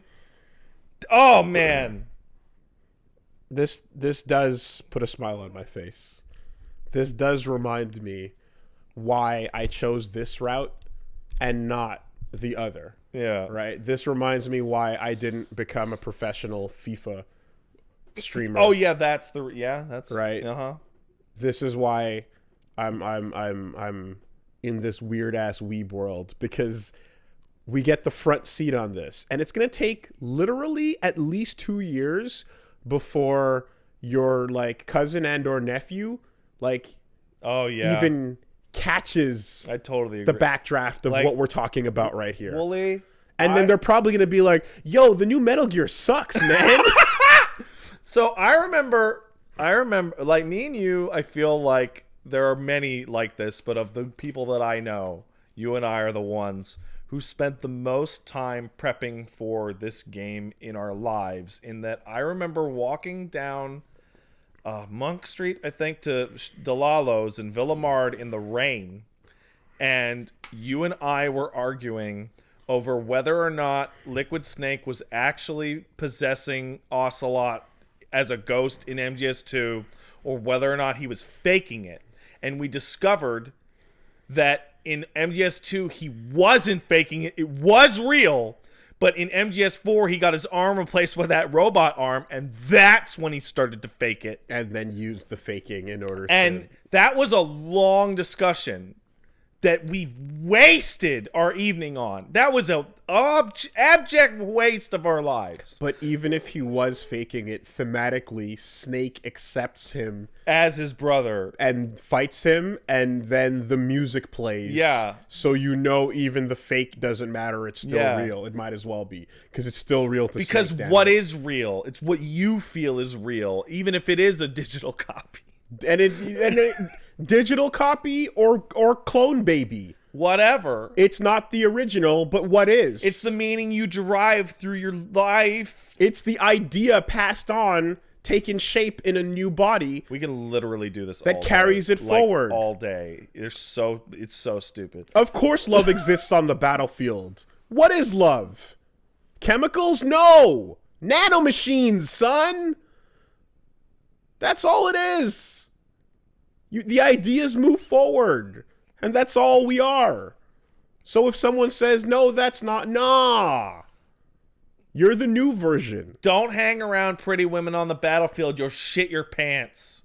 Also very important. We've come a long way from Alaskan ear pulling. Oh, man. A really long way. We've come a long way since the ear pull. I remember the fucking delivery on that so vividly. You must be a real winner of real. What was he? A real threat in the muktuk eating contest too, huh? It was like, fuck. That was decades ago, Wooly. Yeah. That was decades ago. Yeah. we are currently not one, but 2 improvised explosive devices inserted into the vagina past that story point of ear pulling. Did you notice that her name is Pacifica Ocean and she falls into the ocean at the end? Cause it's the fuck, oh my god. Long way since the muktuk eating contest. Long way. That's like... And you know what I just realized and makes me really upset? That we already got the tiniest piece of Death Stranding way back, because the most important theme that he kept going back to over and over is that I saw the Earth from space and it was whole. No borders, no boundaries. We should all come together. And then all that stupid shit happened. Yeah. And then... Is Sam living out the boss's legacy in Death Stranding? I mean... But then she, immediately after observing the Earth as a whole, she bit into a calorie mate. Yeah. And told that story to Snake, who was munching on Doritos. Yeah, so I... I brought this up... And like... I brought this up when I was on Level Clear. Fuck. And I brought this up when I was on a fucking stream. And most people didn't know what I was talking about. The Monster Energy shit is fucking laughable. It's hilarious. It's out of place. But most people don't... most people don't know Calorie Mate's a real fucking food brand. Is a Japanese food to eat. Well, he is going to get his Calorie Mate. It is right there. He's pulling it out. He has his Calorie Mate cube of food. It's real. It's real. 2, a lot of people didn't play the game in which Big Boss said, I need to smell like shit and eat Doritos, in which he made his fucking stolen 1960s Soviet scientist invent Doritos and Axe body spray for himself, because those versions got changed into generic items in the HD remake. It's every game. Every game. It's every time. And, I mean, at least it Who was... wants a spot? Look, it wasn't a Palico or an Ape Escape Monkey this time around. But, like, it's gamer fuel. It is gamer fuel. It is so of the moment. It's the most 2019 thing he could have picked. So, Googly Gareth went out and bought Death Stranding, and he went to the store, and he likes Monster. And sure enough, on Death Stranding Day, he was able to buy a pack of 4 Monsters for half off. There you go. And he was like, huh. Like, Dante holding the Monster Energy can, you know what I mean? Like, that happened. That meme is now fucking who cares. But that asset of a can was put into this game years ago. And it's so high fidelity. And it's right here now in this moment. No one can say Kojima doesn't understand where we are in our timeline. You see, Norman... He sees the whole thing. You guys want to have a fun fucking time, go visit @BigBaldHead on Twitter, which is Norman Reedus' Twitter account. Check out what he's liking. He is liking every degenerate fucking Sam Death Stranding shit post imaginable. And I don't know if you know this, but Norman Reedus is 50 years old. He is fucking peak boomer. And he is literally looking at his phone and looking at people joking about, haha, Norman Reedus gonna vor you with Monster, going, internet. Oh, that's funny. Like... Is this the path? Yeah, he's 50, guys. No, he's fucking 50 years old. So, elsewhere, in an alternate reality, this was just PT. Yeah. Did we win? No. Well, yes. According to Norman Reedus, we totally won. Because Norman Reedus was quoted as saying, I'm glad PT died. And everyone went, and he said, because Death Stranding's way better. So Silent Hills would have just been Silent Hills. Yeah, it would have been normal. And it would have been a regular video game. There would have been a Monster Energy can inside of a haunted whatever refrigerator. Yeah. But it would have still just been a normal horror game. Yeah. And we wouldn't be talking about S ranking your mother. Definitely wouldn't be talking about S ranking your mother. You know, you know what I just realized? Well, it is 2:20 right now. We have actually not talked about what that is about at all. No, I did. I gave it some context. Okay. I gave it some context. It's the ranking that comes up and goes S, awesome. That just, whoa, wow. Now, does S rank stand for strand rank? Yeah, it does. Did you know that the form of the S is like a strand? Did you know that the S in strand stands for strand? There it is. Wooly, you've cracked the code. You've cracked it. That's it. Listen, I spent some time this week playing something that I otherwise would not have touched in quite a while. And I don't know if you took a look at it, but there was an announcement and then there was a release of Nero in Teppen. Oh, no, I haven't taken a look at Teppen yet. Okay. What I did hear about Nero is his version of Devil Trigger. Yeah. Which is the craziest remix ever. All of these voices inside of my head. Yeah, that thing is wildly comedic and hilarious. They knew. They leaned into it. Good on them. And then there's a rad instrumental version in the game, too. I am about 90 ranking battles deep into Teppen. 90? 90 or so. That's a significant amount. Yeah, I played a lot of Teppen this weekend. All right. Out and about.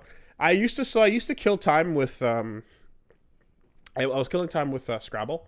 Yeah. And then it just replaced that basically because I'm like, well, let me now that the character I like is here and he says all the things I like and he's doing all the little graphics that I enjoy. Let me see what this game is through the eyes of Nero. Yeah, okay. So this is my first time going into a game where like you're fucking you collect the cards and you build the deck and then you fight the other people and you do all of this shit. And boy, I sure would enjoy it more if I had if you didn't have to. Well, you don't have to. You can play it instead of spending money, but the gacha systems are all in place for sure. Of course they are. But like, and they are not only do they affect gameplay, like it is explicitly about that. Of course it is. Of course it is. You know, but I'm still a person who comes from games where it's like, no, all the tools you need to win are there. You know what I find fascinating? Gacha has become so dominant and like ever present that despite the fact that this is a collectible card game, and that the system that gachas use was actually invented in collectible card games, it's a gacha system. Yeah, so you got to open up your random packs and hope you get something good. And like when I look at like the different decks that the characters have and stuff like that, and you go, well, there's this card that's a part of this set that like if you have it you're just better. Yeah, this is just a better card than everything else you have. Hell yeah. End of story. Build up your couple thousand Hearthstone dust to make the Professor Boom card because that card's the shit. And once you have it, well, now you crush anyone who doesn't. Hell yeah. And it's like I guess, but should not somebody with like I guess good luck and good ability to understand who they're fighting against? Nah, fuck that kid. That kid's a pussy. Look at my fucking shiny Charizard. But hold on, though. How much does skill matter in Magic the Gathering and Pokemon? Extraordinarily. Massive, right? It's everything. And then Yu-Gi-Oh! You got to know how to fucking read what you expect your opponent to have, I imagine. Know your own deck. And play in a way that, like, makes it so that the probability of you getting something that you can use to crush them is high, right? Like, everything is built for a certain reason. So, anyway... that part aside, I was having fun with it, and I think I fully, like all the stuff I was really confused about, I fully get now, but there's still little moments that are not clear where this game is not fully turn-based. It's active. The whole Yeah, thing is that's the active, weirdest part by far. right? That's new. And so there's moments where like you're like really you're trying to lay that card on the right slot before the damage arrow hits. Yeah. Because you'll die otherwise or whatever. And like if you do it fast enough, like you'll get it in there, and then in some cases you're like stacking actions on top of each other. Mm-hmm. But like how fast you slide your thumb from one spot to another actually matters in a card game. Yeah. Where usually that wouldn't matter at all. Usually that's literally who gives a fuck? As long as you do it within your turn. Yeah. Yeah. Really strange that applies here. And then in some cases, when you do that, it resets the arrow, you know, or like it puts everything back to zero, so then you gotta wait. And of course the balance behind that is that like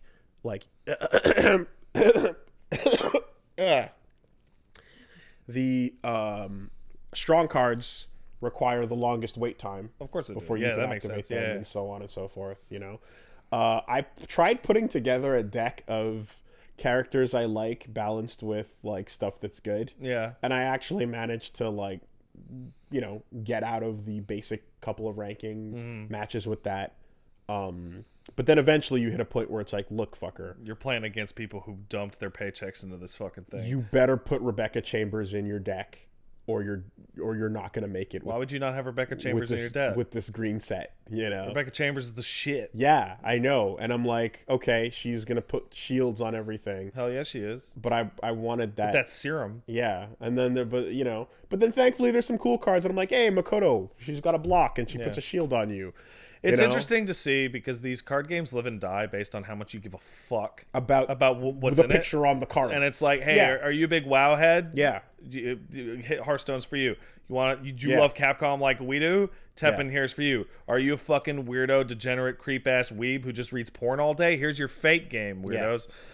Yeah. So I'm like, I know I'm never gonna use it because it takes 9 of 10 slots. Not slots, but 9 of 10 energy to play Nello Angelo.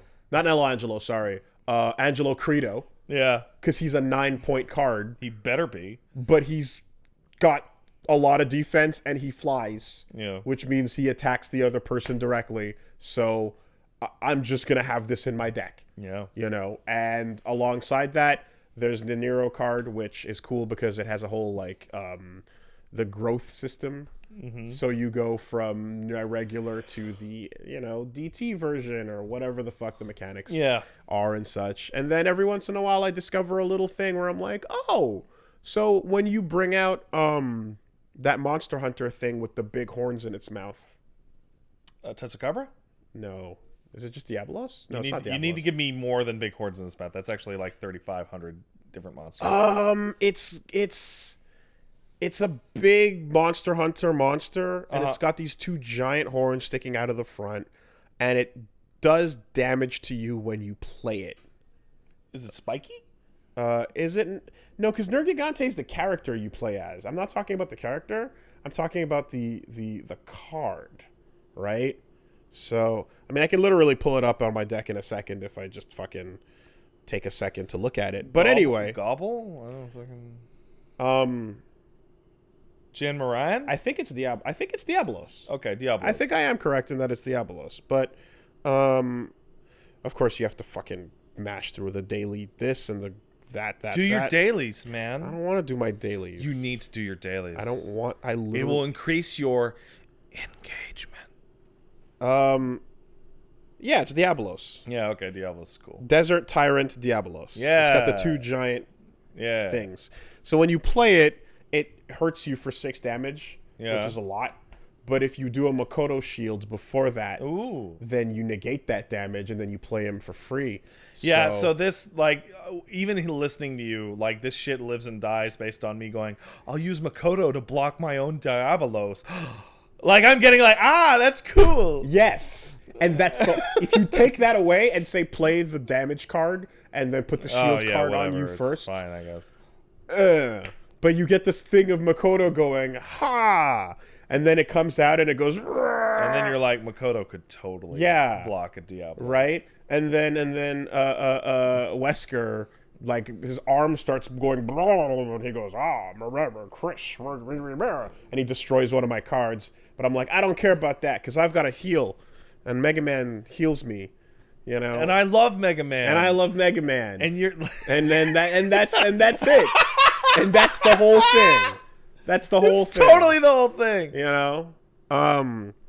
But I will the same thing as when you're watching Avengers and the end part comes in and people are essentially just walking onto the screen and you're going, oh yeah, it's them from that movie. But here's what I noticed, right? Over the course of getting into like the flow of this game, is my initial deck was made up of a lot of stuff that I like. Yeah. That also works for a consistent strategy. So I have Nico coming in, and she pulls her van up and gives me something cool, and I've got the wire snatch, you know, and all this other DMC5 like fun shit, right? And Ava is really strong for growth. She helps everybody grow, right? No, she just she makes you grow. She's not strong herself. Got it. She makes other people stronger. Yeah. It's a moral thing, like Iris. Yeah. And Iris was a card where on death she buffs everybody else. That's fucking amazing. That's hilarious. Yeah. Shit like that, you know? It's great. So, and then slowly, as you're starting to notice, like, oh, fuck, that Morrigan has the ability to, like, fly and hurt me in a way that I can't stop it. So I have to take some of these Morrison cards away so that I can put in anti-Morrigan cards. Right. And then I'm like, but that's the character that I like. And so then, who'd you replace Morrison with? Well, then, so now I'm looking at my deck and I'm like, there's still shit that I care about, but amongst the shit I care about are cards like Sitsuyaku.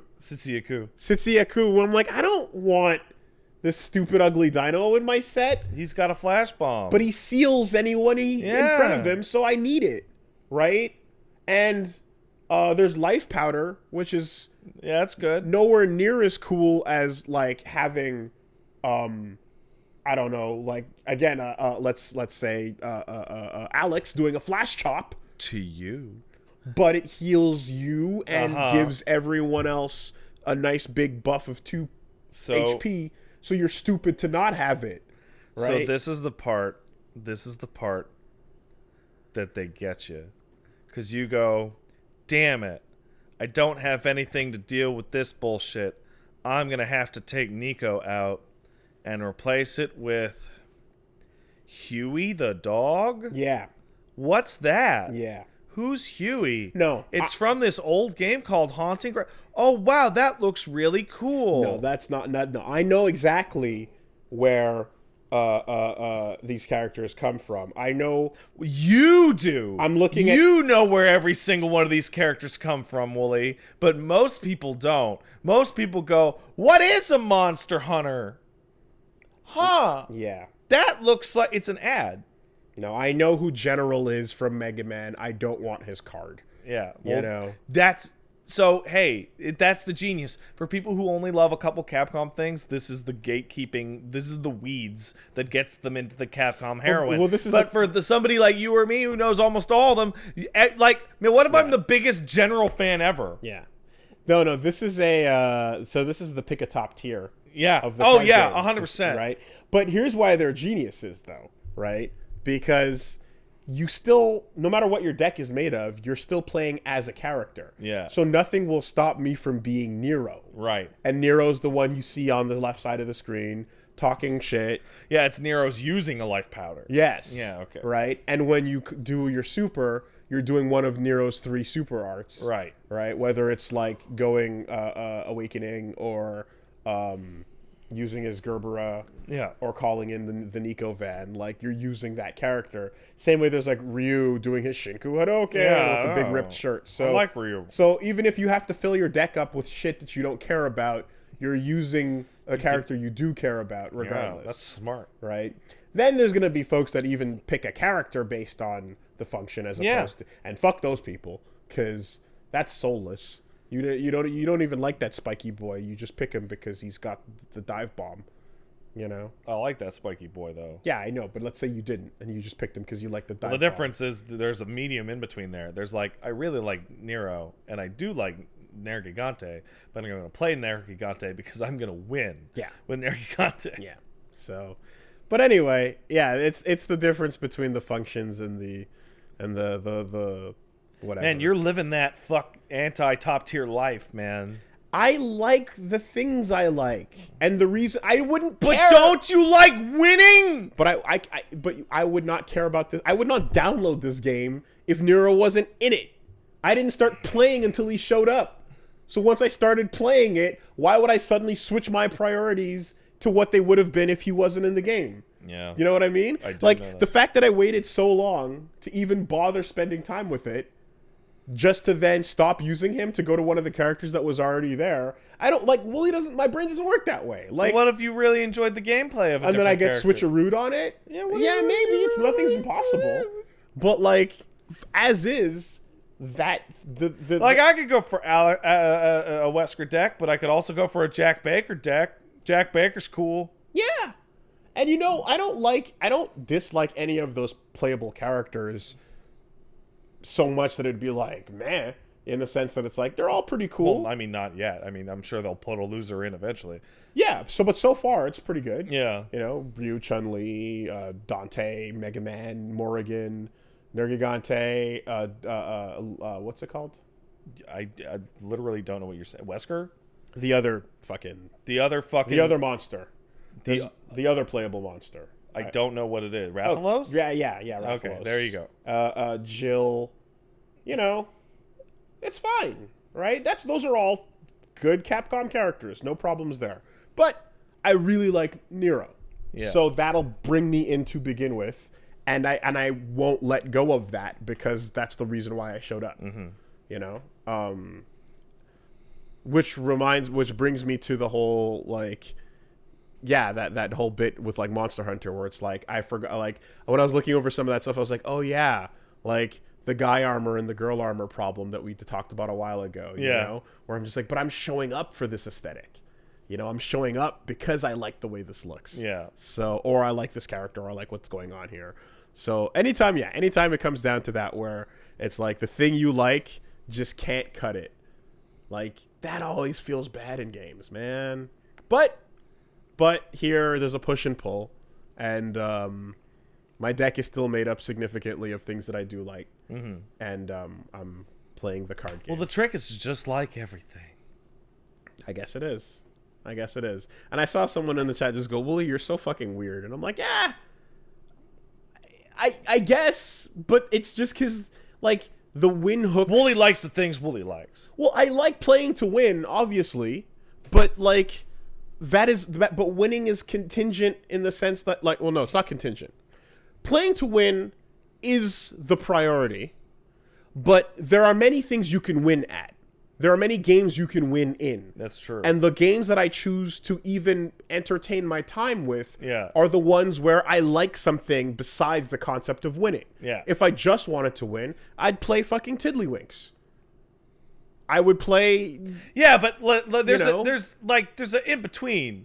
Like, I find myself going insane right now that I'm talking to you and like, Wooly, you're the one putting out the extreme opinions. That's usually my gimmick. And that, like... There could be a fucking This is not an extreme opinion. This is very mild. There could be a fucking character you hate the end of their the day, guts and they're the most boring loser ever. Yeah. But you like how they actually play better than the others. Yeah. This is what I would call the Virtua Fighter problem. Mark of the Wolves. Yeah. Oh, yeah. Kevin. Fucking Kevin. Get out of here, Kevin. Nobody likes you. Dude, you do a manual Shoryu repo with fucking Marco if you time that shit. But anyway, no. It's not an extreme at all. At the end of the day, look. All I'm trying to say is I played the game as Nero. I put a bunch of time into it. I get it now, and I'm having fun picking some what stuff. the character list is. And I don't... Did you have fun? Yeah, I had some fun. I'm having fun. I should probably try Teppen. Yeah, I'm having fun. Because... And here's the thing is because I'm not I'm tapping. Like the key was when like knowing that you tap on a thing and it tells you what it does, right? Because the first time I played the game, I'm like, what the fuck is happening? And I didn't know that you tap on things to get the description of how they work. Yeah. So every time the enemy did something to me, I was like, I don't. But what did you do? Why did that happen? What does that icon mean? How do I stop it? And then you're just like, yeah, just tap on it and read it. You know. Yeah, that's a good list. That's a good one. Mm-hmm. And then the individual cards, there's some deep pulls. You know, there's some fun stuff. But ultimately, yeah, I'm just having fun with it. But I'm just talking about the fact that I noticed that like as I'm going up in the rankings, right? And you're fighting like random super hard Japanese players that are just like fucking crushing you with a pre-planned like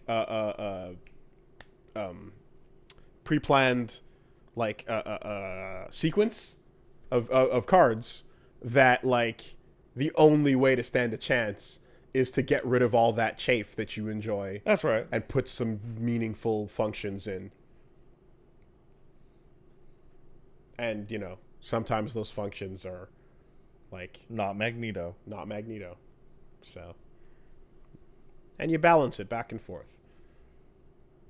I don't know why Rebecca Chambers is so good, but she's good. She's great. I mean, I know why she's good as a function. Yeah. But she's great because Shinji Mikami hates her. But Wesker loves her. Yeah, a lot. You Rebecca Chambers is the most popular character that I've ever seen the creator dislike.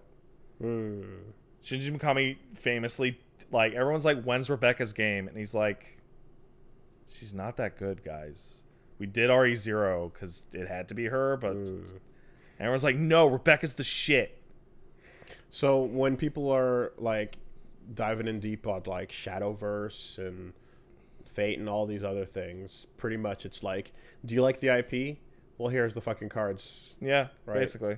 Take a look at the cards from the thing you like. Yeah. Fate is extra strong because it has such a big media thing that people will just buy anything with Fate on it. Yeah.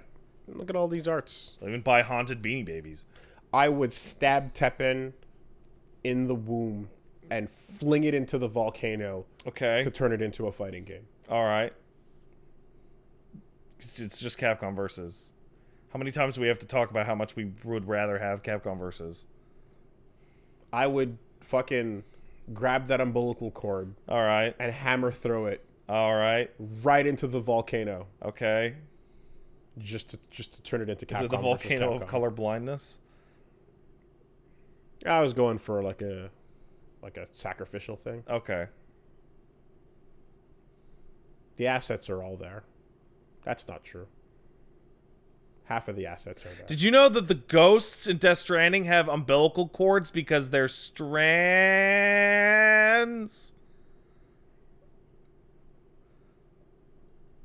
Yeah. Did you know that you are connected to your mother America by strands? All right. You know, an Ethernet cord is like a strand to the global community. That's right.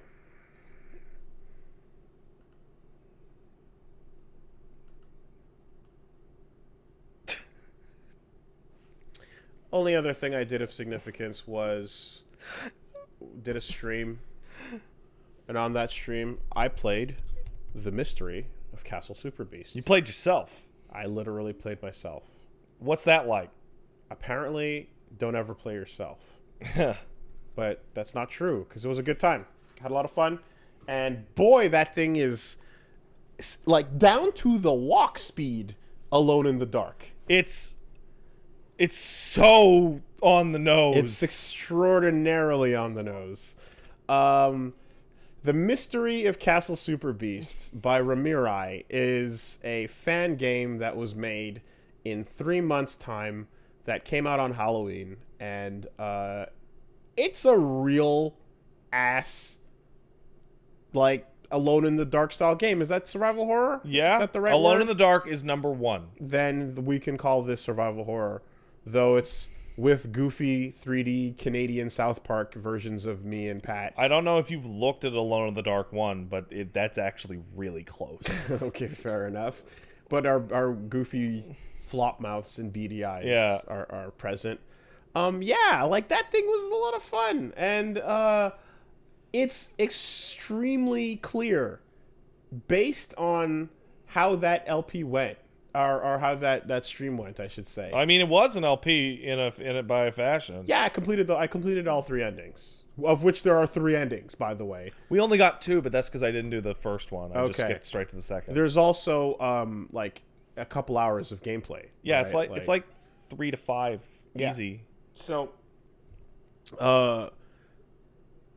the difficulty in this genre, at least at its most faithful, comes entirely from making mundane, easy activities cumbersome. That's right. So tank controls, which are... Oh, man, I forgot to talk about it in those options. Yeah, that's really funny. Oh, man. I assume they don't do anything. They don't do anything. Yeah, you but have 10 different flavors they're of tank great. controls. Fucking... Yeah, that's great. You have 15 different versions of subtitles. Panzerstraufen, or whatever the fuck. There's a Swedish one in there that I can't read. Yeah. But that shit sucks Oh, no. and feels bad, and I remember it back in the day, and I fully get it that like this game would be a joke if it were easy to run Oh, where you man, wanted it'd to. be laughable. Yeah. So the entire thing, of which, by the way, like, here's the other bit too, is that because of the genre is what it is, all of these jokes are not in my fucking sphere. Like, Yeah. like the whole tank controls thing. There's references to Quint or to What Mansion. And, Yeah. and all these other things that Fully just, out of your wheelhouse. yeah, and I think people forget that actually, because they just throw the whole gumbo together. Yeah. But I don't know what half that shit is. / I know it because I hear you guys say it. Yeah. And I see it posted, but I was not around for the context. So more than half the time when people expect me to have some sort of attachment to something that took off huge on the channel, I'm like, yeah, no, I'm not. I have no idea. I wasn't there for this. This means dude, absolutely nothing to me. It always went both ways because there were always these fucking gags that people hit me with. I'm like, what? Yeah. What? But people Is this assume just- at some point that it's like, oh, but you must have went back and caught. No. Fuck no. No one watched each other's shit. Everyone is Why would screaming anyone about watch each other's fucking... What? everyone's screaming about Quint, and I have no opinions on this character from a game I didn't play. End of story. Or an LP you didn't watch. End of story. Done. So when you play a fan game where like you're saying one of those jokes in the game, or like I'm saying one of those jokes in the game, or something's happening and everyone's fucking in it, and I'm just like, yeah, man, I don't know. Yeah, I got nothing for you here. What's happening? Right. But anyway, boy, yeah, that was really tight. That was really fun, and like, yeah, it was really just the challenge was 100%.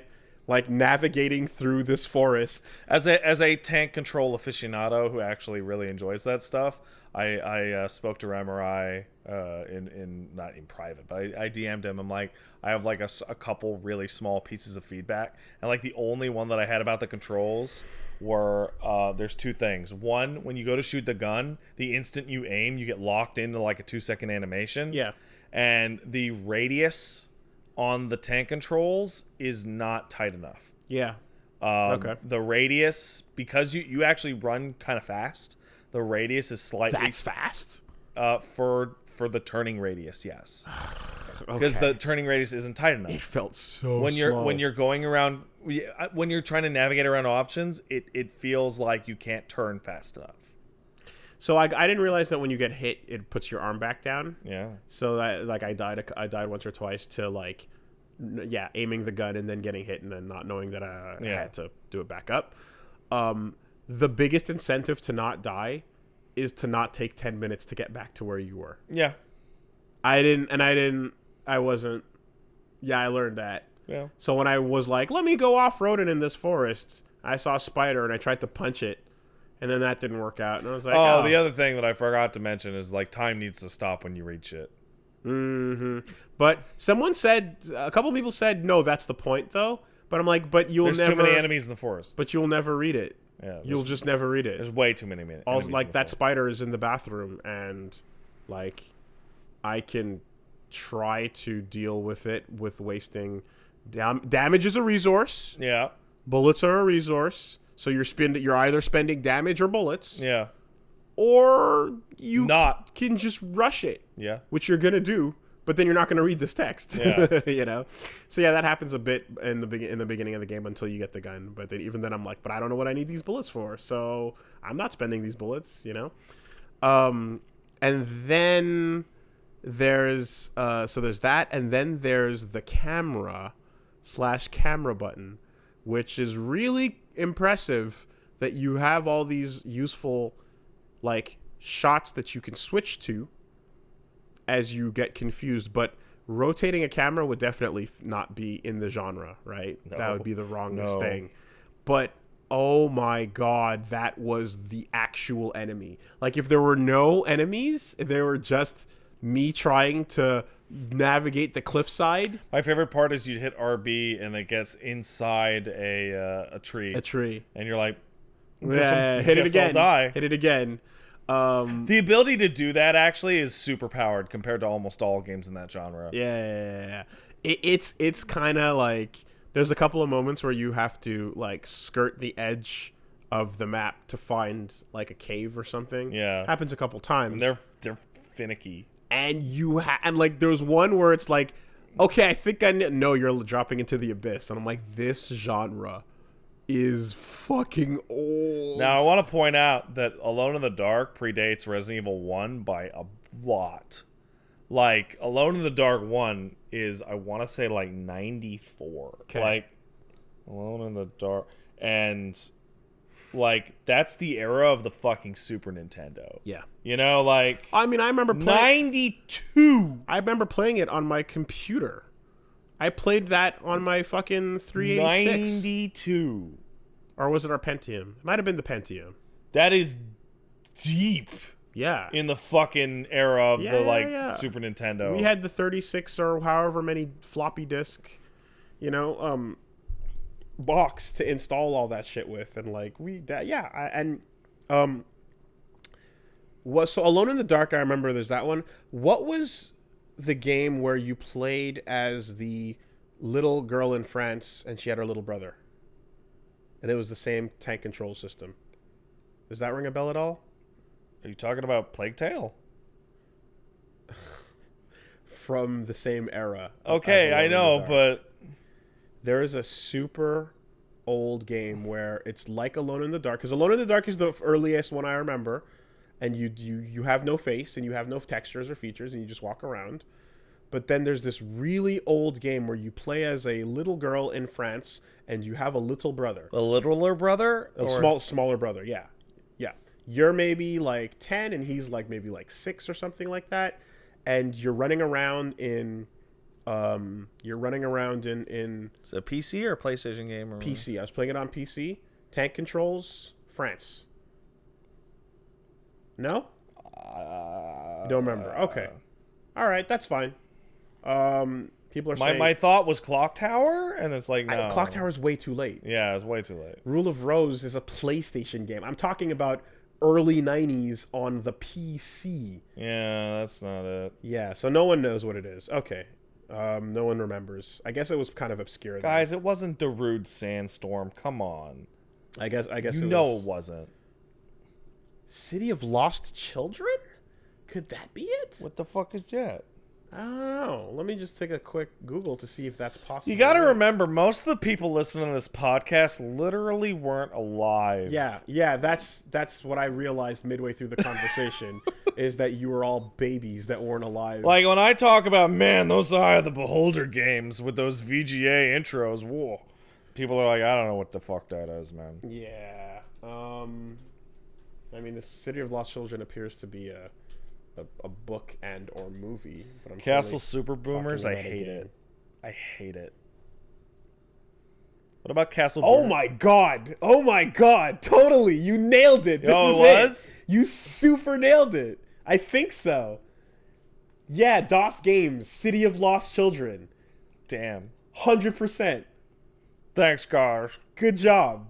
Crushed it. Hey, do you prefer Castle Super Boomers or Castle Boomer Beast? I prefer Boomer Beast. Boomer Beast, yeah. For sure. Yeah. City of Lost Children. You go look that shit up, and Oh, I've never heard of this one. yeah. Looks like it got ported to PS1 later, but I played this thing in like the mid '90s, early mid '90s, I want to say, and this too was my experience with tank controls, right? And Oh yeah. see, Oh, you I see see it, it. right? You see it? Yeah. I'm looking at it. Yep. That My was- experience with tank controls is a game that I don't think I've ever spoken to a person in my actual real life and anyone's ever said back to me ever, which was a DOS game called, oh fuck, what was it called? It was called Twinson's Odyssey Little Big Adventure 2. And that had some fucking aggressive tank controls. And that game's also fucking great. So this entire thing, and like it got me thinking about like is there any other genre of game where the difficulty comes from doing something super easy in life that is really hard in this video game? Like I guess like QWOP. Yeah. You know, Death Stranding has you walking up hills and almost dying. and I'm just like, what? But this is not the challenge. But the tension, Willie. The challenge should be the actual hard thing, and things like walking around and jumping and running should be easy because that's easy for us to do in life. And like when it was like, hey, drop down off the edge to get to that cave, and I'm like, oh man, if I could just eyeball this, it'd be a fucking. Well, you got to cake, remember, right? the horror genre of this type, survival horror, Yeah. nearly all of it came from this place of like the fucking engine will die If if you you turn this camera. If you rotate the camera. So, Yeah. Or these are pre-rendered backgrounds. right. But here And that's you why go. they look so gorgeous. Like City of Lost Children. Yeah. Has a bunch of pre-rendered backgrounds, and then like you're like, So work from there. yeah. Looks way ahead of its time because of it too, but pay no attention to the fact that It's funny that you mentioned that because like, you know how RE2 took way longer to get a remake than the first one? Because RE1, if you go back and look compared to like 2 and 3 and all the other ones of its era, the pre-rendered backgrounds in RE1 are really primitive. They don't hold up well at all because they're all like simple shapes and like that light blue corridor look that like early 3D shit had, like kind of rebooty, where there's no wallpaper or fucking anything. Yeah. Yeah. So it like it was a really interesting thing to just kind of like piece together that like this is like this is QWOP for scary things, right? Yeah. And well, the fucking the lie that they always told everyone was like, you know why it's like that, right? Because when you're scared, your body doesn't do what it's told, and it's like emulating being scared. okay, but what about the part where I'm perfectly calm and it's still that way? You're scared.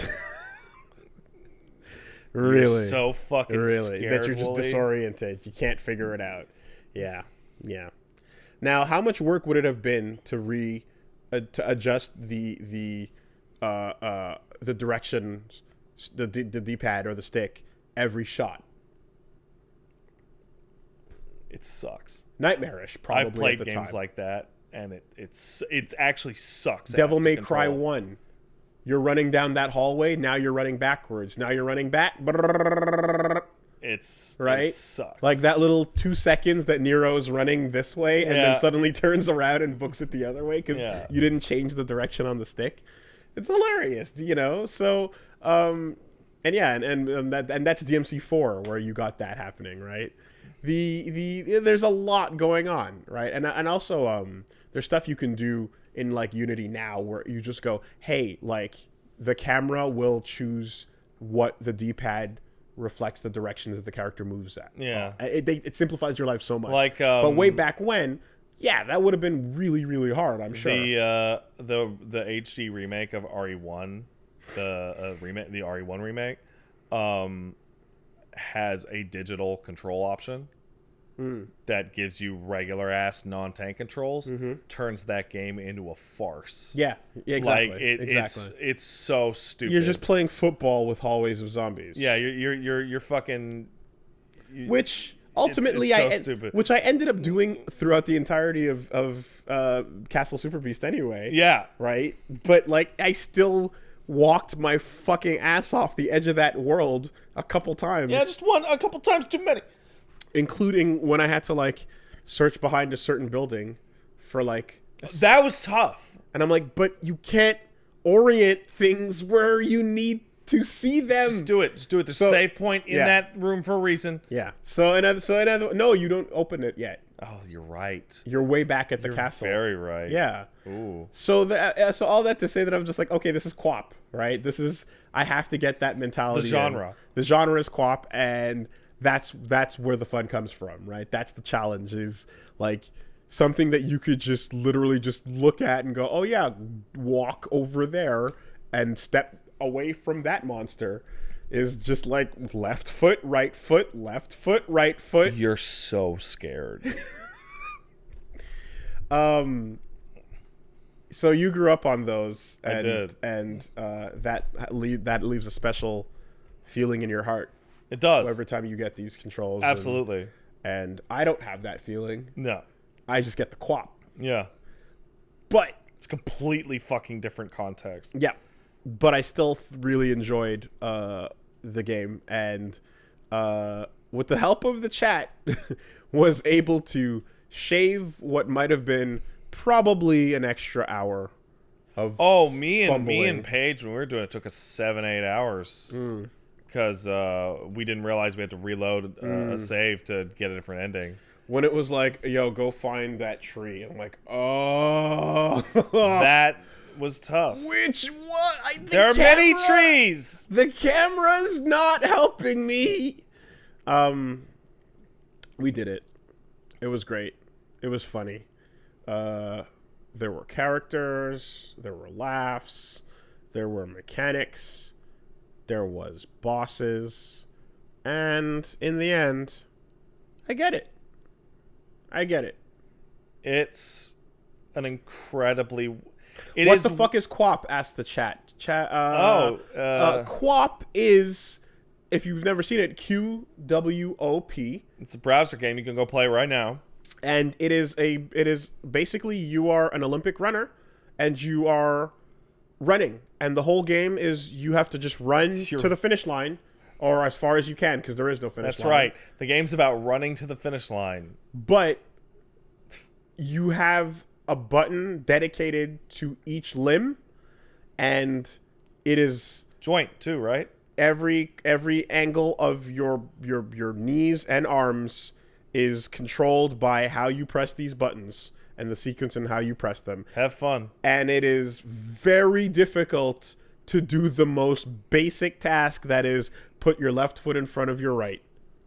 It gives you a lot of appreciation for your motor system. It does. It does. And it's hilarious to watch as your racer flops like the ability around. to just, twirl your fingers and move with your hands. no effort whatsoever. Is like, wow. Yes. But it also shows you that you can take a task that is super easy to us every day, and can make a game out of it by making it more difficult. It also reminds me of, I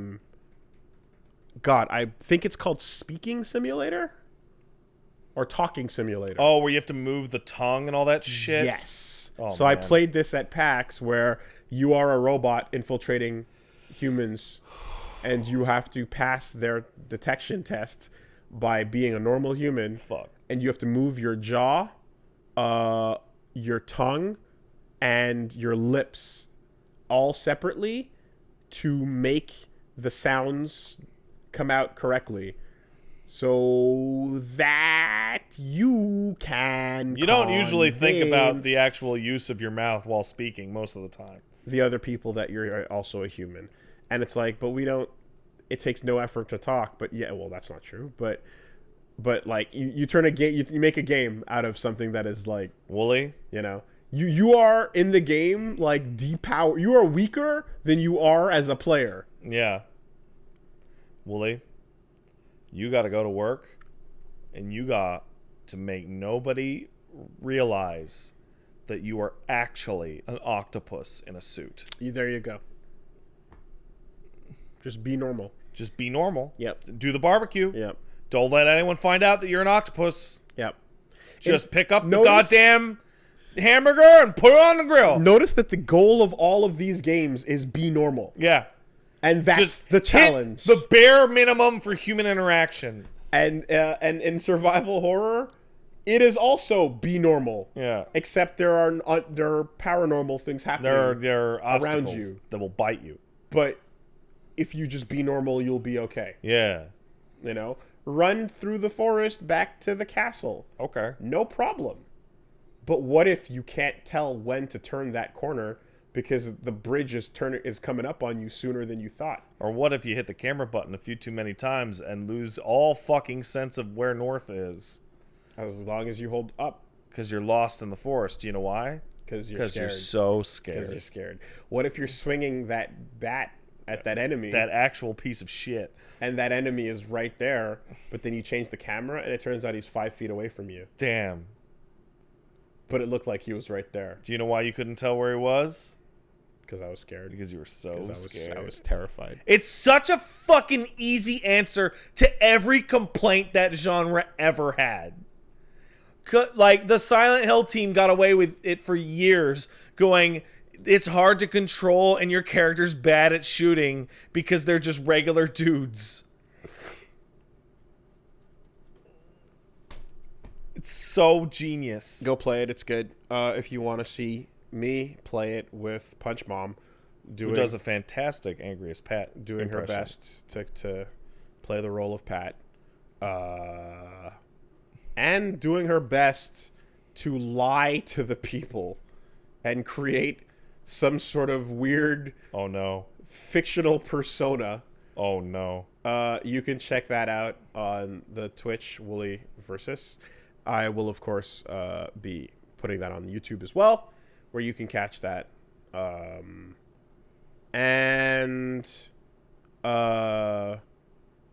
should probably... Yeah. I gotta let Solidus know to not cut that into a highlight, because it'd be better off being a whole complete playthrough. Also, go check it. You can check it out at Mystery Castle Super Beast. Just type that into Google. You'll and get brought to Remurai. Author, creator, programmer, person maker was Remerai, Remurai from Sweden?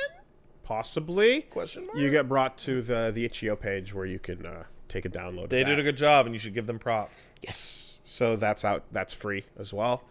Yeah, and then of course, on the main channel, so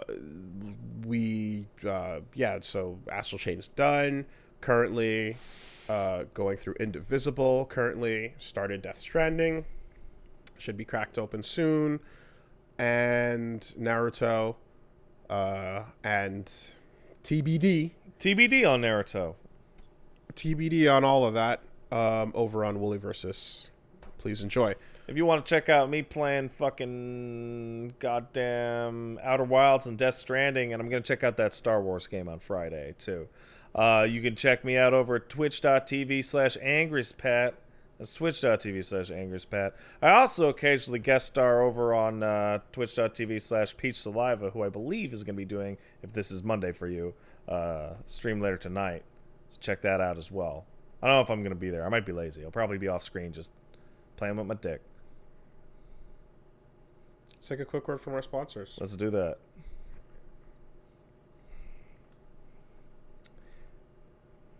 Did I motherfucking say Outer Wilds? Yeah, you did. Fucking Jesus Christ. Hold that.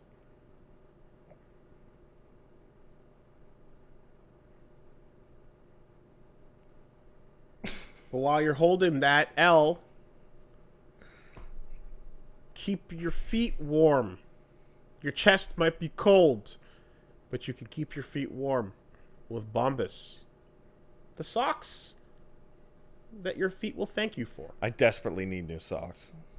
I mean, this holiday season, we all know that socks plays a role, an important role, in letting The loved ones know that you want their feet to be comfortable. Listen, I love you, and I hope that you stay warm and taken care of with some socks. But why settle for some okay socks or even some pretty soft socks when you can say, fuck that. We're not going with pretty soft socks. We're going with made from the softest cotton in the world soft. Bombas socks are made with the softest cotton in the world. That means that your feet can't possibly feel any better. How do you determine the softest sheeps? Wait, that's not where cotton comes from. You know how, like, you can determine softness through things like thread count and stuff? Yeah? Well, there are ways to do that with cotton. And this is of the best, softest type. So, did you know that... Are you okay? He's gonna... Alright, he's gone. While he's gone, you stay here. And let me talk to you about the extra cushioning. So that no matter whether you're out walking the dog, chilling at home, playing drums, saving the world, no matter what you're doing, you'll be comfortable with Bombas socks. They support you in places you didn't even know you needed it. Like your arches, they're built with special arch support systems. They're supportive, not too light. Just like a nice hug, but on your foot. Apparently, socks are the #1 requested item in homeless shelters. Oh, that makes sense. Everybody needs them. When you want comfort, you go right to it. So, you know that annoying toe seam that socks have? That little garbage line that's at the bottom? Yeah, I'm literally looking at it right now. Yeah, Bombas socks don't have that. Really? They got rid of it. Smooth sailing all the way from top to bottom. Right across your foot. None of that garbage. That's tech. That's some new crazy tech. That's different. So, they even have a line of merino wool socks. Merino's like wool, but magic, soft warm, and naturally moisture wicking, never itchy or rough. So, yeah. If you want to get in on this wonderful new tech, this amazing magic, this black magic fuckery. I really could, because my feet feel like shit. Right? Or you want to get a gift for someone, and then you want to blow them away because when they look at them, you go, hey, look for the seam. You know that really annoying seam by the toes? Take a look. Try to find it.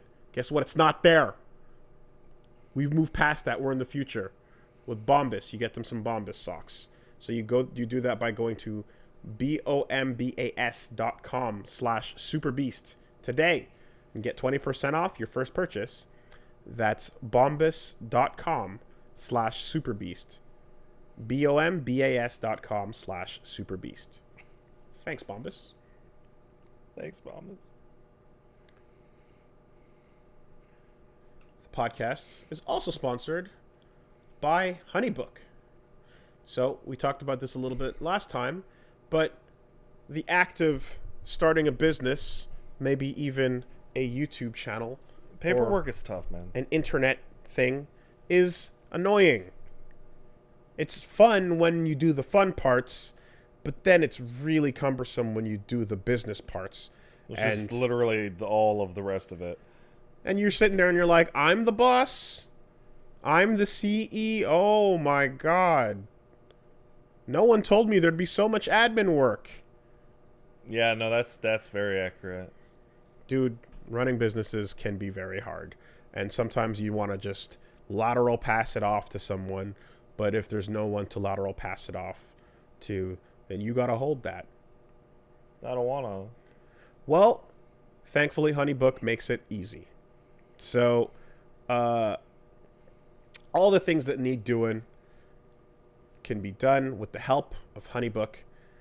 There's big picture people that can, kind of step in and help you see how you manage your business by using these tools that connect you with client communications, help manages bookings, contracts, invoices, all in one place. It's perfect if you're a freelancer, an entrepreneur, small business owner that wants to consolidate services that you already use. If you use things like QuickBooks, Google Suite, Excel, MailChimp, all of that, HoneyBook manages it and helps you automate your busy work all together really simply. And we can tell you, as people who have had to do this type of thing, that anything that helps simplify that process is more than welcome and is very, very much worth checking out. Especially if they've got easy-to-use templates, emails, proposals, brochures, invoices, e-signatures, automation, all of that. All of that is about saving time and helping you get paid faster. Keep your to-do list under control with HoneyBook. So right now you can check it out. Right now they're offering listeners 50% off when you visit honeybook.com/superbeast. Payment is flexible, and this promotion applies whether you pay monthly or annually. So that's honeybook.com/superbeast for 50% off your first year. honeybook.com/superbeast. Thanks, HoneyBook. Thanks, HoneyBook. Last but not least, Definitely not. and brand new and very exciting, like the new Challenger thing. I'm doing it. the Castle Super Beast podcast is sponsored by cookies. Get out.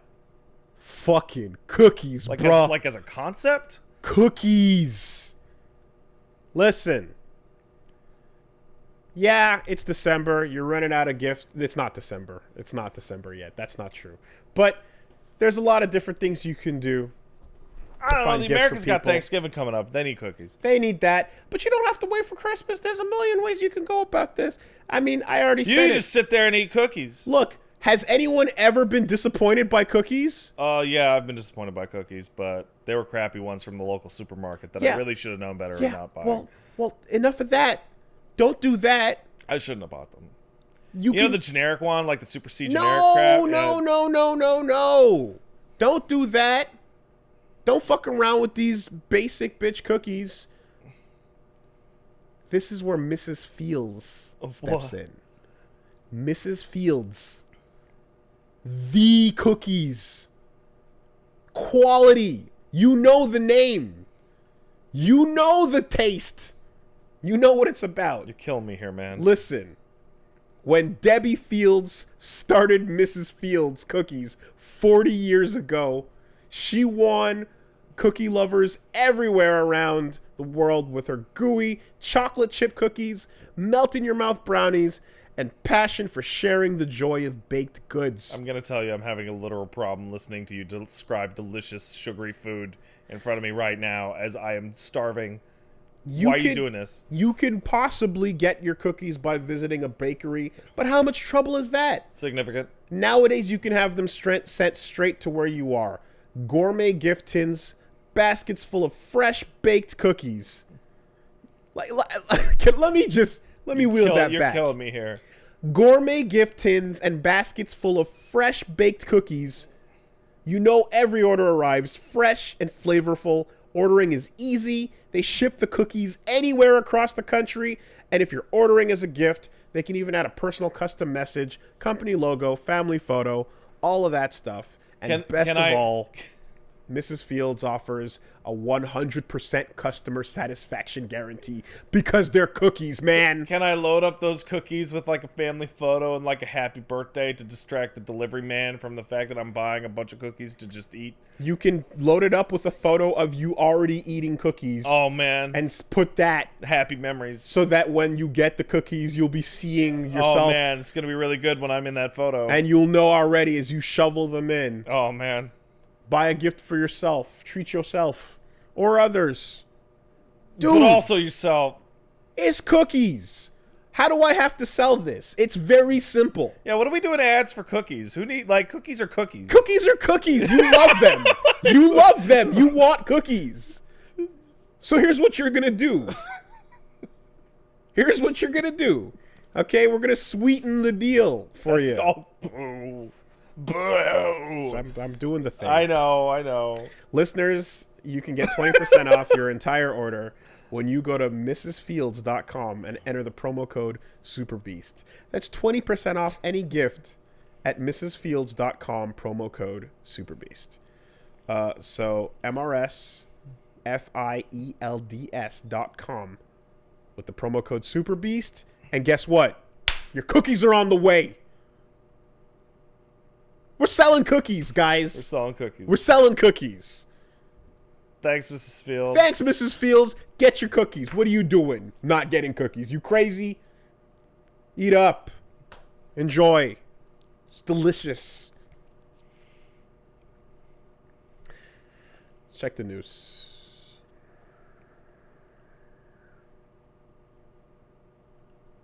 Guess what? What? Not a lot happened this week. Yeah, everybody got out of Death Stranding's way. Not a lot happening this week. Yeah.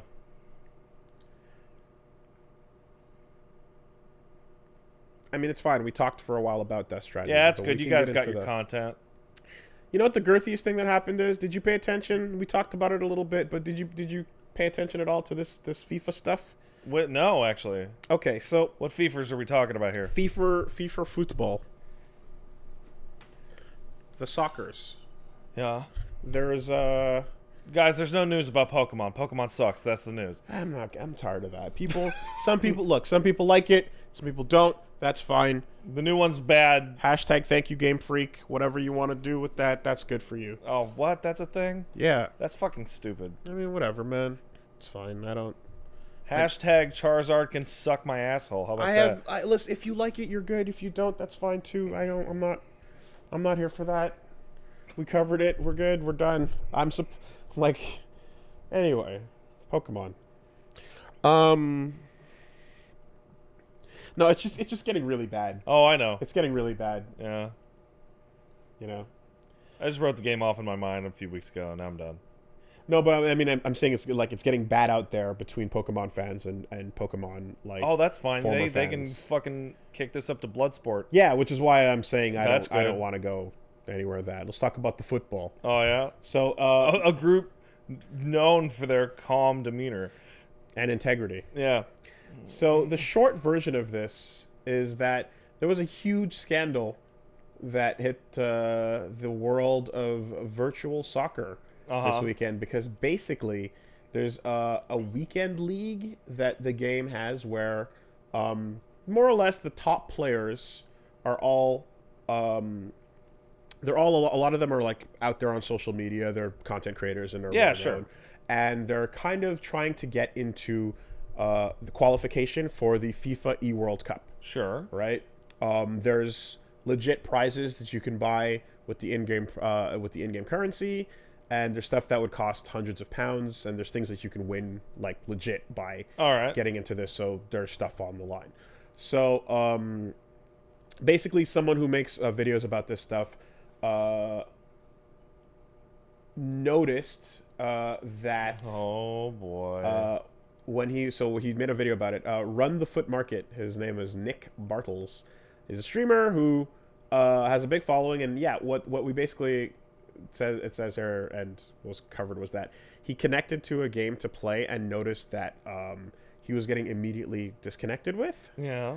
and didn't quite know what was going on. And what happens in some cases is when someone disconnects from you, like there's ways that you can force both players to disconnect from a match, and it marks both as a loss, Right. right?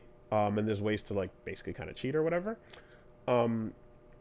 But the reason why this kind of became suspect was because the system that people are being rewarded with, or the way that the Champions League is kind of like choosing, prioritizing who wins or Right. who gets those invitations, is based on your win-loss ratio. Of course it is. It's not based on the quality of your match or who you fight or what the points are, Just anything like an pure elo. KD. It's just raw KD.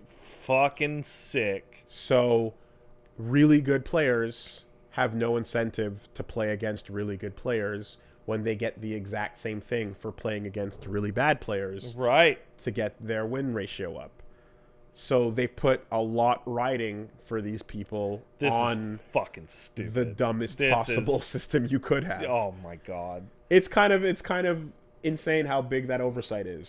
But so here's what happens, right?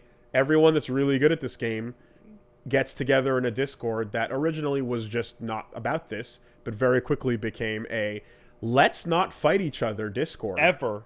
Because fuck that. There's nothing to gain from us competing with each other.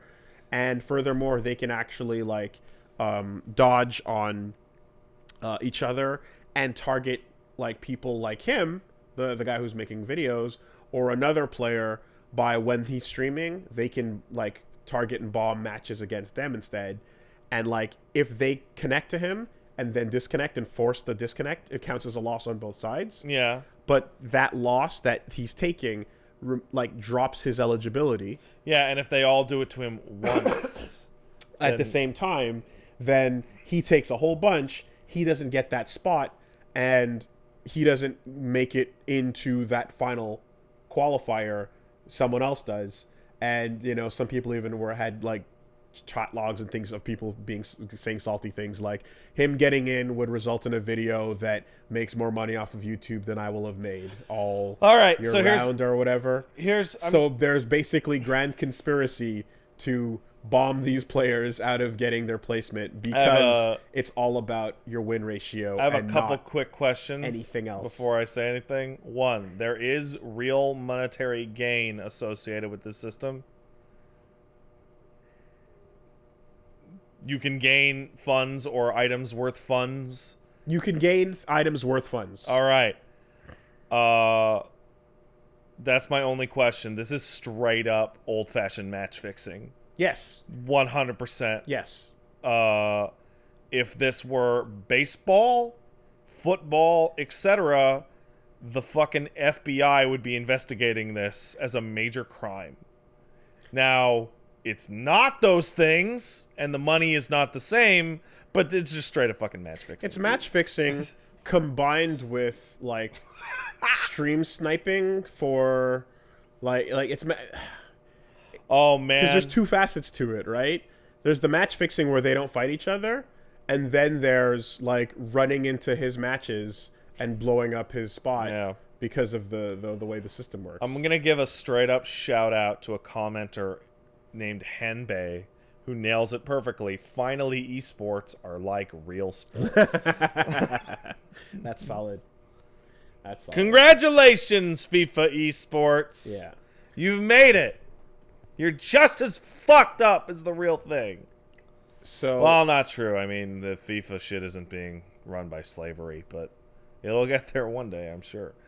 So, yeah, after going into an investigation as to what's going on, and making a big video about it, he was basically able to find through screenshots and other stuff from through this Discord and whatever that like tons and tons of top players and professional FIFA players were all in on this, and it wasn't just like a bunch of like random griefers and or people that were hopefuls. It was people that were already there, you know, and it very quickly just kind of turned into a yeah, if you want to get into that top 100, you better start getting in on the match fixing game. Be part of the FIFA Illuminati. Just do it. And legit just disconnect bomb on people who you don't want to make it if they're better players than you. What's the problem? So yeah, pretty busted up system, and apparently disconnects happens regularly either way because EA servers will great, so it's extra difficult to tell. So there are sometimes legitimate disconnects. Oh, that's perfect. That have nothing to do with the players. Best. So it mixes right in. Oh, it's just really bad day for the servers, man. Yeah.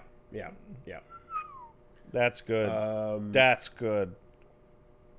So EA fucking soccer fans. Yeah, EA did respond, and they're imposing a 2 qualifier ban on one of the players that was very popular and was outed for cheating here, and fix the system. It's the system that's the problem. Well, right now they're suspending the player and citing the code of conduct and so on and so forth. But the actual video game and the actual way that you've put the rules together encourages cheating. So that's not good enough to fix your problem, unfortunately. So yeah.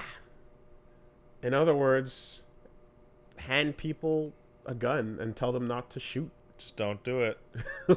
And if you do shoot, then you'll get rewarded for it, but don't shoot. Just don't do it. Wink. Yeah. So, football is in chaos. Again! Um, Aren't those games trash anyway? I don't know. Yeah. I liked ISS. I don't even know what that is. International Superstar Soccer. Is that like a Neo Geo game? No, it came later than that. There's an N64 one. Oh, okay. It was an alternate brand of soccer game. Yeah, then there was PES. That's true. That came along as well. Yeah. Yeah, there was other non-FIFA games before FIFA. Just thinking, could this situation even like Mega Man Soccer. could this situation even occur in the FGC? Because the first thought that I had is like, I wonder if they could get away with it. And I'm like, no group of FGC players isn't gonna have the guy that just comes out and goes, oh yeah, it's all fucking scam, right? Like, I feel like there's too many people in that community who don't give a fuck Well, in this case, to be in a conspiracy. In this case, the fact that this player was also a content creator and like was on the receiving end of like this targeted attack, Yeah. like allowed him to discover this was happening to You begin with. you should have tried to get him in with you instead.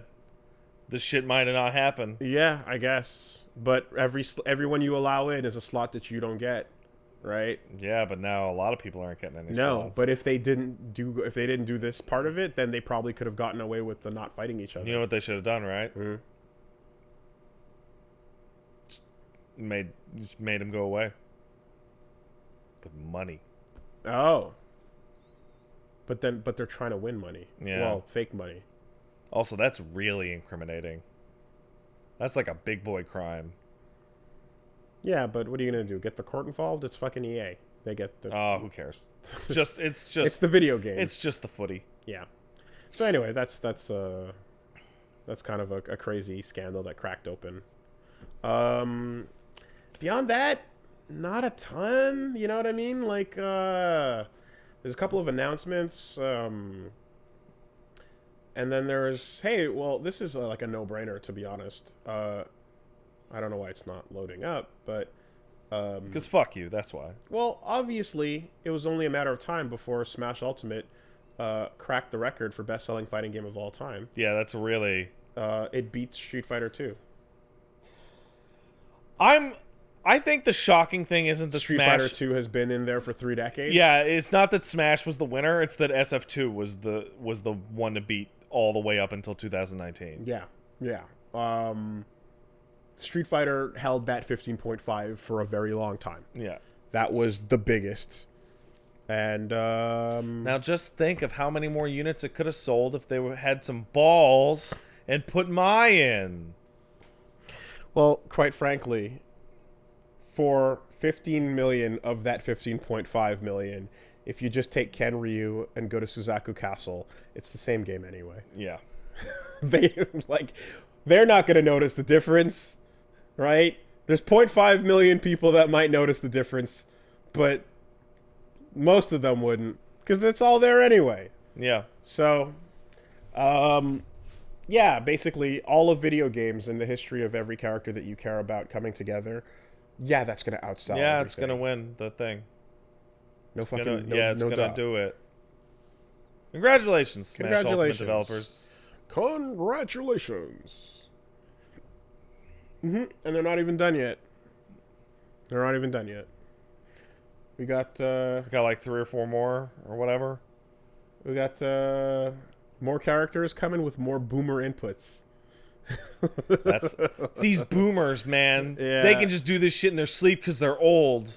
It's like, whatever. What is this stupid character? Can't do this stuff. And it's like, yeah, he wanted to be faithful. Yeah. Hey, guess what, guys? Sakurai's a boomer, so he knows those boomer inputs. Yeah. Fucking get He good. showed everybody. Get good, children. He fought the CPU on hard. It's not even about like, oh, we can do these hard inputs, you can't, or it's not about. It's just more about like There's inputs in my game. This is outrageous. no, not even that. It's just he's trying to be faithful for every character that he's putting in the game. Yeah. So why, let him do that.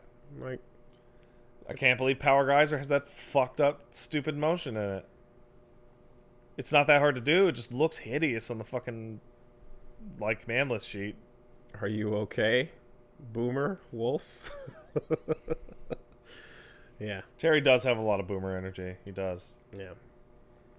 Just wait for Holy Order Soul to get dropped into this bitch and to do his instant kill holy dragon install Sekai. That's not. Shut up. That's not real. What? No, did you no. not? I mean, Soul getting into Okay. Smash, dude. I'm like, are you fucking doubting no, of course not. Holy Order Soul's instant kill? I've seen it.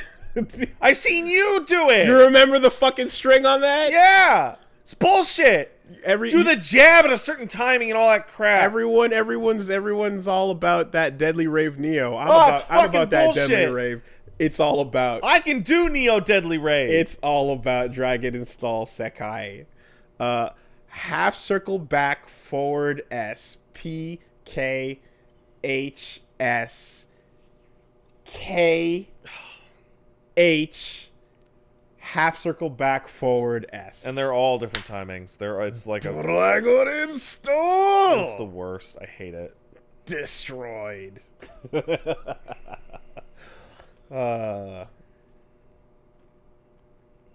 bullshit blazing. It is. It's the smell of the game. Bullshit. Fuck.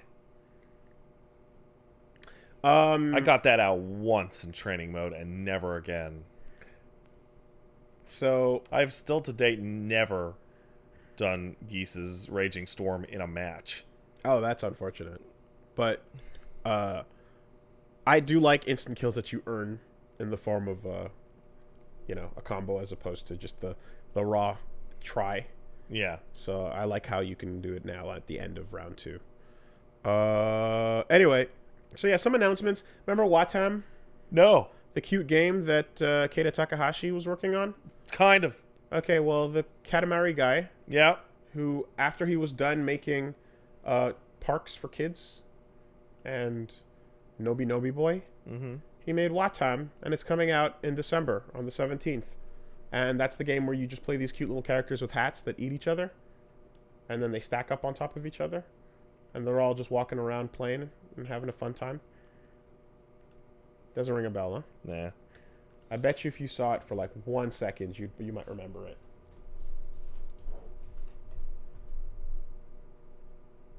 I mean, it looks like his work, but I'm not getting nothing out of this. Looks cute, though. Yep. Big golden shit.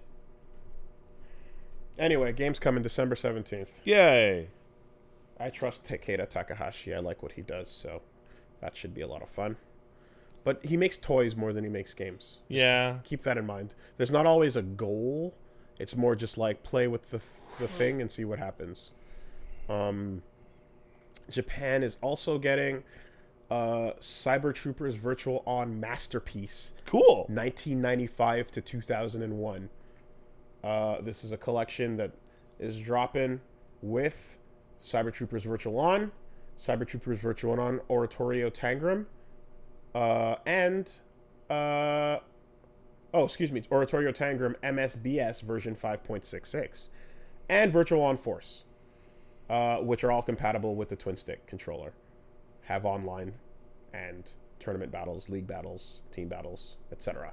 Coming out to PS4 in November. I really, really, really, really, really hope they port this collection.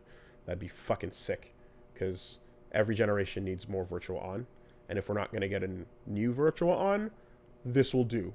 And I'm not talking about that dating sim one. Or I'm not dating shedding sim, a tear the virtual for this novel. being the Virtua franchise that gets to continue to get releases. I mean, of all the choices, this ain't a bad one. It You're could have been right. Cop. You're It could have been Cop. Virtua Cop 3 is pretty good. Yeah, but it's in a world where Time Crisis exists. Mm, And Bone Eater. Silent Scope. I don't know, man. Time Crisis Virtua Cop's pretty and good. Bone Eater exist. House of the Dead also exists. Now you're talking my language. I'll admit I played almost all of the new ones. I don't think any of them are any as good as like anything that came out after Time Crisis 2. Virtual Cop is fine, but there's so many other good like I'm just saying like Time Crisis 3 onwards and House of the Dead 3 onwards are they're So if you're gonna pick a Virtua to push, it's this I'm fine with on. Those things run on Dreamcasts. There's that. There's little leak, like very, very slight, but over at USJ, they're working on a Nintendo World. I do. Well, a little bit of a peek over the crack of the construction was seen. Someone took a picture. As you're walking through USJ, you can kind of get a little peek of what it's going to look like, and it's basically just like Yoshi's Island. Oh, that's cute. I like that. Yeah. And there's even the second picture, and then the third one where it's just like it's all over the fence. You can barely get a glimpse, but they're building a real life Yoshi's Island style environment, as promised in that little trailer video where Mario ran around. And then all the customers were like these, there were these scared girls that were like, "Oh my God, it's Mario!" Remember that thing? Yeah. Yeah. I can't believe it took this long for us to get. That's what I'm thinking about.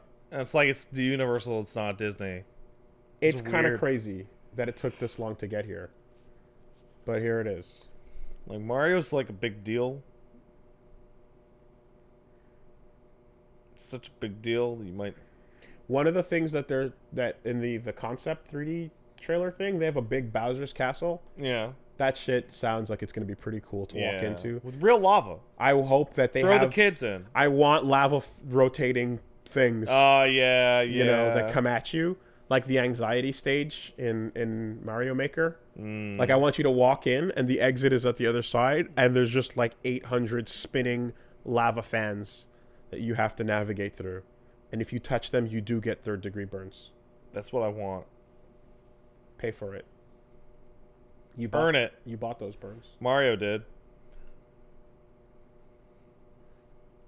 And if you fail crossing the bridge, well. And then it just segues right into searing gas pain land. There's also an axe that kids get to play with. It's been 25 years and I'm still cracking up at Searing Gas Pain Land. Searing Gas Pain Land? That's right. It's one of the fucking when they go to Itchy and Scratchy World. It's one of the it's like Murder Land, Chopped Up Land, and then one Searing Gas Pain Land. Yeah. It's the worst one. Unnecessary Surgery Land. That's the other one, yeah. And last, but certainly not least, a lot of things are happening in China. Yeah. And a lot of companies desperately want to do business in China, particularly those in the online video game space. But this has nothing to do with that. Oh, it doesn't? This is something else completely. Oh, I'm thinking of something different. Yeah, this is a completely different story happening in terms of video games All in right, China. let's hit it. China imposes online gaming curfews for kids to prevent addiction. No, this is exactly what I was talking about. Enforced with a government database. You killed my segue. It was good. I don't know about businesses trying to work with China.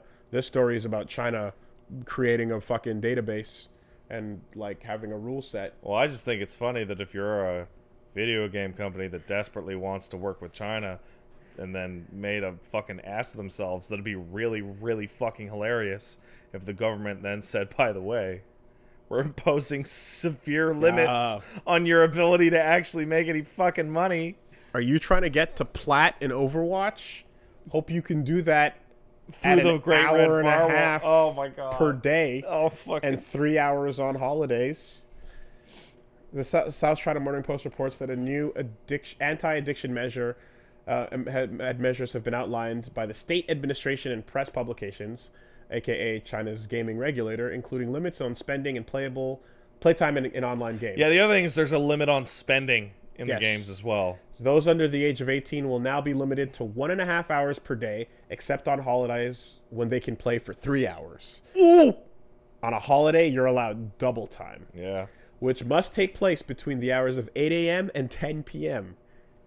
Spending is being limited too, with kids no longer allowed to spend more than about £44 on in-game purchases per month. Players under 8 are restricted from purchasing anything at all.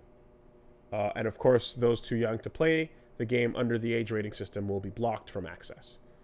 And yes, they have a real-time registration system with real names and a database that Tencent introduced that they'll be able to enforce this. Good thing there's no online games you'd want to play late at night if you're 16 or 17 years old for more than an hour. So did you get like a day off and you're trying to become some sort of professional streamer or you're trying to become a game developer or you're trying to just follow your hobby wherever it may take you, Or like try and stop jerking off for like a second and do something else with your hands? now that we are in a future where careers based on video games are very existent and They're still plausible. stupid though. They're dumb. Totally, but it's a thing that exists. And way to nip that 100% in the bud by saying, no, you're not allowed to ever do that. Well, you know what video games do, Willie? They corrupt the youth. Now there's some big boomer energy. State boomer energy. Damn. Is China the biggest boomer of them all? 1,000%. Damn. Curfew. Yo, what are you doing staying up late? But I want to play my Xbox. Are you 18? Go to bed at 10 p.m. No. But I'm not. My job is night shift. I have a job that's night shift. And No, you don't. and it requires me to be at work from 6 p.m. to like noon. Just don't sleep. What if I can only play video Sure. games at I guess you just can't play video games. Get fucked, says Winnie the Pooh. Oh no. Damn. That's like It's fucking salty as shit that Chris Robin beat him in that pitching contest, huh? I mean, like this. So this, was yes, I did say an 18-hour shift. That's the point of what I was saying. It is what he was saying. That was a very It deliberate was a choice. joke. It was a joke about working conditions. That was a deliberate choice. Get on board, Boomer Chat. I don't know. Come on, man. It was intentional. I feel like boomerism is becoming a pseudo witch hunt. Because you can just point at anything and say it's a boomer now. Yeah, but it's also becoming a country. So. Oh man, More importantly, it's getting stronger on the daily, man. More importantly, like this sucks for a lot of kids. Yeah, well. a lot. And I'm sure they have much more important things that sucks that they should probably be worried about. I guess, yes, for sure. For sure. No doubt. But I guess I just thought that somehow in the mix where everybody's already pretty like, what the fuck are you guys doing? That they would like chill. But why would they chill? That's insane. Why would a government chill? No, that's insane. That's the wrong turn of phrase. I don't expect China to chill. It used to be cool, man. China has no chill. That's insane. That's not what I mean. What I mean is, you would think they would not invite more bullshit. They don't give a shit. I guess not. The fuck do you... It's just crazy timing is all. Yeah, it's really funny. It's crazy timing to roll out something that's so absolutely batshit Oh yeah. on top of all the batshit things already happening. Totally. But then again, people are in concentration camps, so what are you gonna Yeah, do? what are you gonna do? Your video game time is the least of your worries, I suppose. Back to video games. for an hour and a half. Uh-oh, this podcast has lasted longer than that.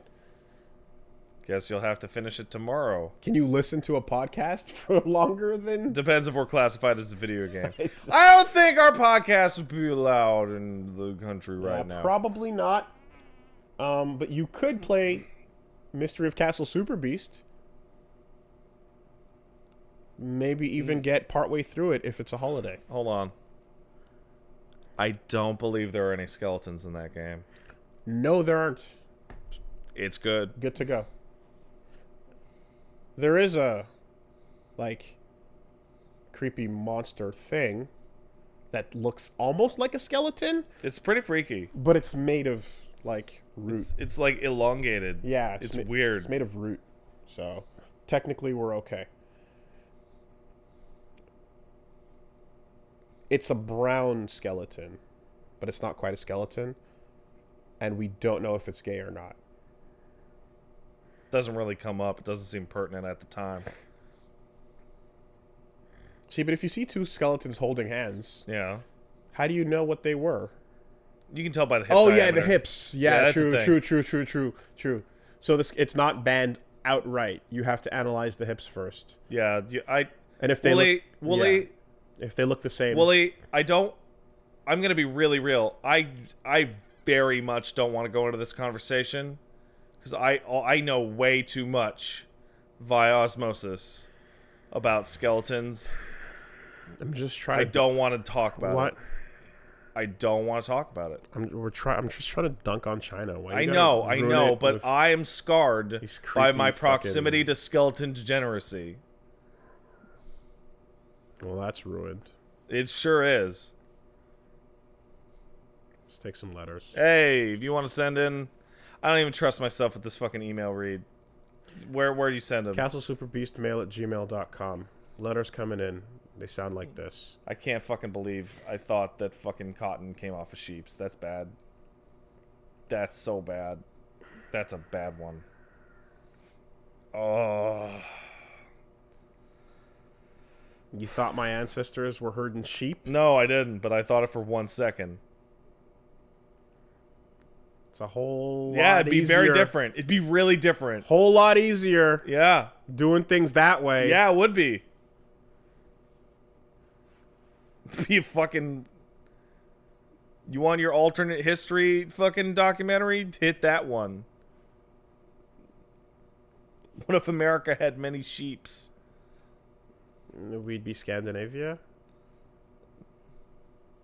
I don't know about that. Does Scandinavia even have sheeps? Yeah. Oh, I'm not familiar with the Scandinavian sheep situation. There's lots of sheeps over there. Oh, that's nice. The only place I know has tons of sheep is Wales, because they're well known as sheep fuckers. New Zealand has a bunch too. They brought them over on the boat. Oh yeah. Mm-hmm. Didn't get the sheeps did not become a dingo style problem over New Zealand. No, the stoat became the problem. I don't know what the fuck that is. What is that? That's the thing that kills the kiwis. Oh, but what is it? Is it a bird? No, it's a land mammal. Okay. It's kind of like a weasel-esque. Okay. Critter. It kills people. Kills the kiwis. Okay, wait. Do you mean New Zealanders or do you mean the bird? The bird. Fuck. Why is everything on that side of the planet so fucking weird? The first part of your sentence. Yeah, you know what? Answer the Answers second part. Yeah, you're completely right. Yeah, all right. Southeast Hemisphere.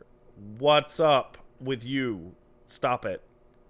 Hey, man, they brought whatever they wanted with them to the island. What a fucking bad decision. Actually, it's great. There's nothing wild that's really going to get you. Yeah. Australia is full of its own ecosystem of terrors, but New Zealand, it was like, what do we want with us? Oh, was New Zealand kind of empty? Empty. There was nothing there. Oh. New Zealand had no animals on it outside of, like, fish, birds, and, like, some bugs and stuff. Oh, those There was count. no land animals until humans brought them over. Oh, just fucking do whatever, huh? That's why it's so pristine. Oh. Because everything is controlled. So you can wander out and miles into the fucking the brush, and you're not gonna worry about a fucking mountain lion getting you. Only thing you or gotta a worry bear. about is hobbits. Because, like, did anyone bring a bear on a boat over? Nah, man. Then you're good. Yeah. Yeah. It's crazy. I did not know that about New Zealand. That's what I learned when I went over there. It was all brought over. That seems much smarter than literally everything that was ever done in Australia. Yes. Of course, you can't not bring rats with you because fuck. They're gonna hop on. Good luck. Yeah. It's super hard. They can't swim. They're gonna hop on. But they need the boat.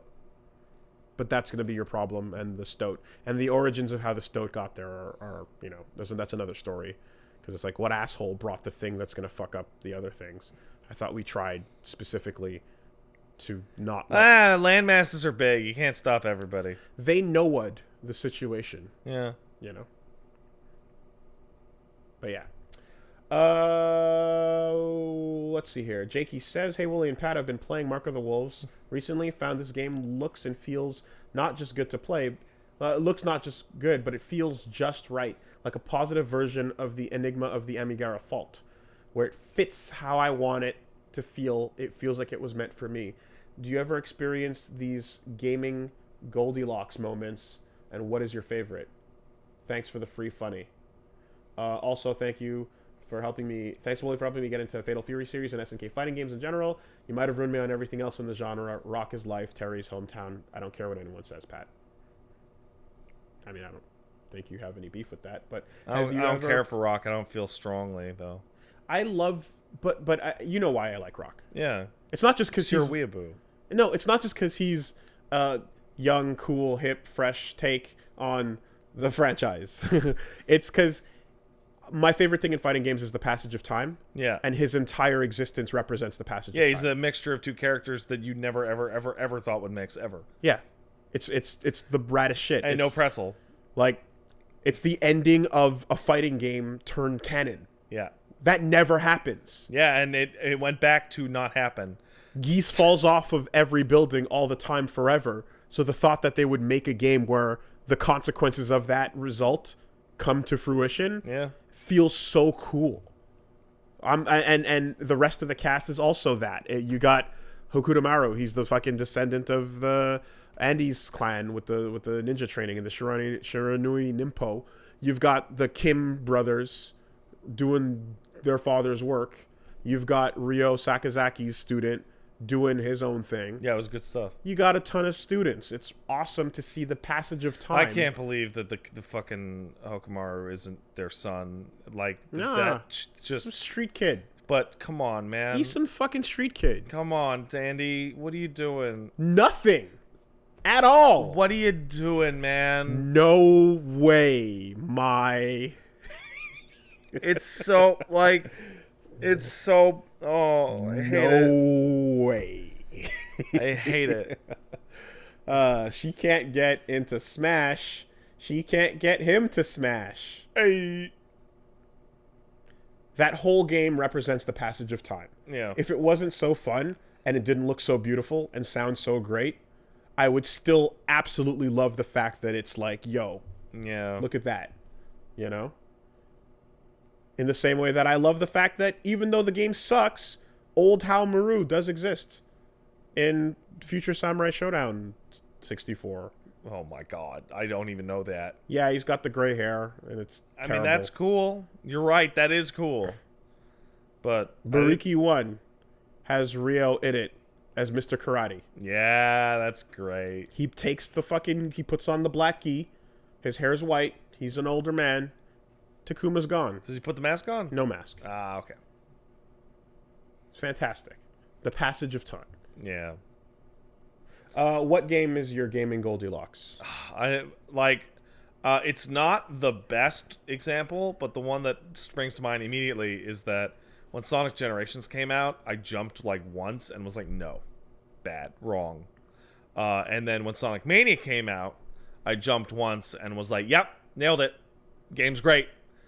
I literally could have put it down and never played it again and told you that it was fantastic.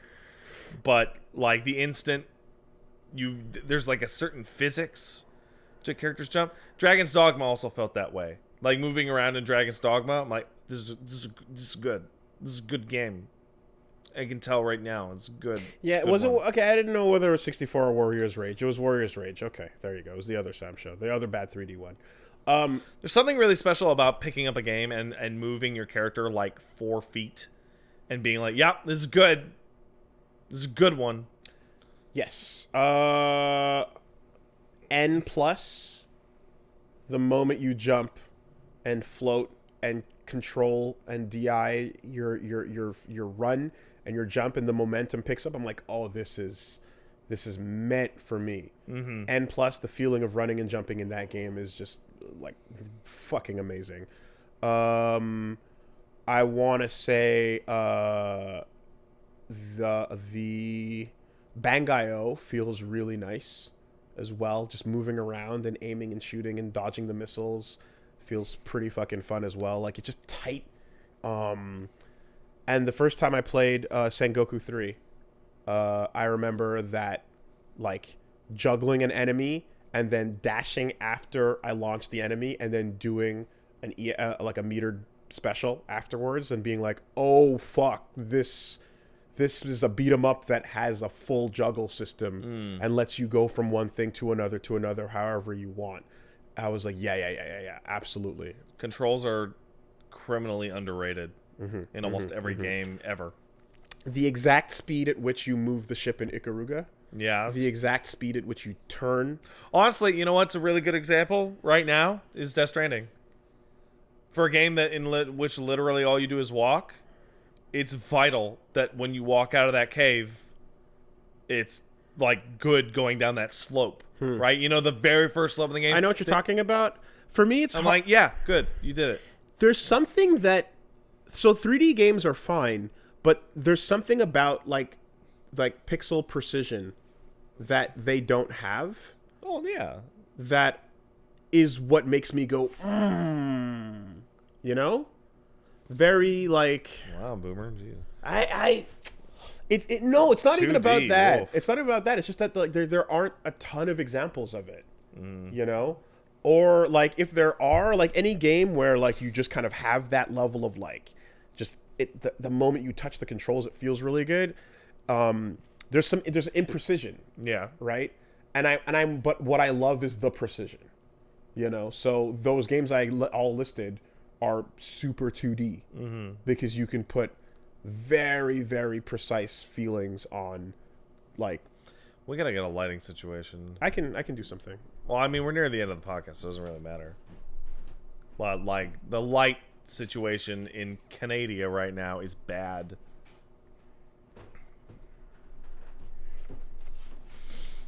There. God doesn't want you to see us. Yeah. Ooh, Katana Zero. That's I should have said that. great example. Yeah, it is a good example. And that's 2D. Yeah, it is. It has to be. No, it doesn't. But it kind of does. Like, there could be examples in 3D that way, but the 3D things would have to do a Guilty Gear Xrd-esque attempt at mimicking this, and there aren't a ton of examples of it. But I love that precision, you know?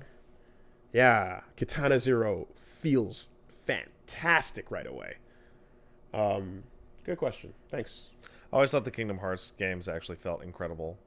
Like, very smooth. You float jump. Yeah, you do. Yeah, that's the first thing I noticed, is like you hover as you move through the air.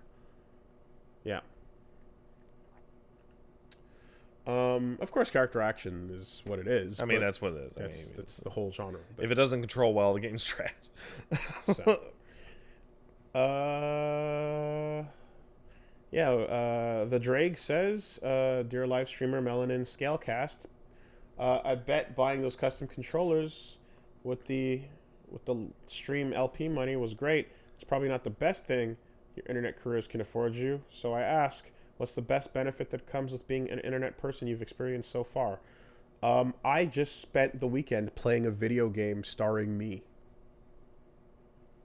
That's pretty good. That's it. That's what it is. It's when there. people tell me I'm funny, it makes my That's the dick tweet. get bigger, which is good. Because it's always good when your dick gets bigger. Yeah, fan stuff. Yeah, I mean, yeah. Fan stuff is the best. I'm a small man that gets to feel like a big man. Did you know that you're statistically more likely to be louder and angrier? I think Napoleon complex is a long-standing fucking thing. You know what? It's one of those things. It's like, here's a study that proves that dogs love their owners. Yeah, we knew that. Yeah, We knew that. yeah. Those pop up every once in a while. You know why? Because being short sucks ass. Do you remember the first time you asked me how tall I was? Yeah, Do you remember my answer? I'm taller than you, if I remember right. No, that's what you heard. Oh yeah. I'm going off of That's like no fucking insane. memory. That's fucking insane. That's what your brain went wop wop wop wop wop. Yeah. And just filtered it into that. Yeah, sure. Fuck it. My answer was I don't know. Oh, you son of a bitch. That's even Who worse. cares? A lot of people. Yeah. I back then, to be fair, I didn't know that like girls even cared that much. I only started hearing about that. I think the shittiest thing you ever said to me in my life was you coming up to me to give me a genuine apology, to be like, oh man, Pat, I thought girls didn't care about being tall or short, but now I know it must be really hard for you. I'm sorry for making fun about you complaining for being short. And I was like, thanks, Wooly. And then I cried. It was the most fucking humble brag shit ever. I hate it. It literally just is not. It's not a piece of data that was on my leaderboard when I cycle through the different groupings of rankings. That was not one because I just gave no shits. The first time I encountered anything about that I can recall, because I definitely, when you're a kid, you encounter a bunch of shit that, you encounter all sorts of crazy shit. I encountered nothing I can remember, but the first thing I do remember is the person is a dude that was in our grade in high school that was going out with this super hot, amazingly nice, like just great person. Yeah. And then just after a couple months broke up with her because couldn't deal with the fact that she was taller than him. And can't handle it. Couldn't deal with it. And I got mad because I'm like, you're a fool. Like, the fact that matters to you, you're a fool. Wooly, it's like, dude, I look up and she's like a little taller and I basically die. Yeah, well, guess what? You're a coward. Yeah, well. I would love a giant. Like, I would love to look up. Of course you do, because you're tall. I'm all I'm saying is I like the idea that that's the metric and everything else is wonderful, and you just dump this girl out of nowhere. Like, fuck, what a jerk, right? And everyone rightfully made fun of him because it's like, oh, now your insecurity is just plain to see. You've bathed. Everyone can see it. It smells. Oh yeah. You got a bucket and just you carried yourself. Wooly, didn't you think it was suspicious that there were a lot of girls that you knew better that kept ending up with shittier and shittier boyfriends that only had a single physical attribute in common, and that was they were really tall? No, that didn't happen. Oh, really? I knew tons of girls that like didn't happen in my school. Not that much, no. Like, there were girls that just like were like, yo, I like the black guys. I'm gonna hang out with this group of people. Mm-hmm. And then there were girls that were like, yeah, I like the athletes. Mm-hmm. I'm also hang out with the same group of people. And then there were girls that were just like, yeah, I'm into like the nerdy group and I'm a one nerd and I hang out with those. And people just kind of hooked up amongst themselves with their own, for the most part. And then there were the people that were just like neither in between, and the neither in betweens just kind of like ended up with whoever. Yeah. But I didn't overall notice that as a particular thing. / there was usually another trait that was more applicable. Like, it's like, so yeah, I don't know. When you're small, you see the world in tallness values and you become bitter. Yeah. That guy that learned how to play guitar in the hallway. Oh my God. What about him? He never got a girlfriend. Really? It didn't work out. Everyone saw through that shit. Really? It worked out for every guy that I ever knew that played the guitar. No, it super didn't work out for him. Everyone just went, ugh. The guy I know who played the guitar in the hallway, I went to his wedding a couple years ago. He's happily married. That's good for him.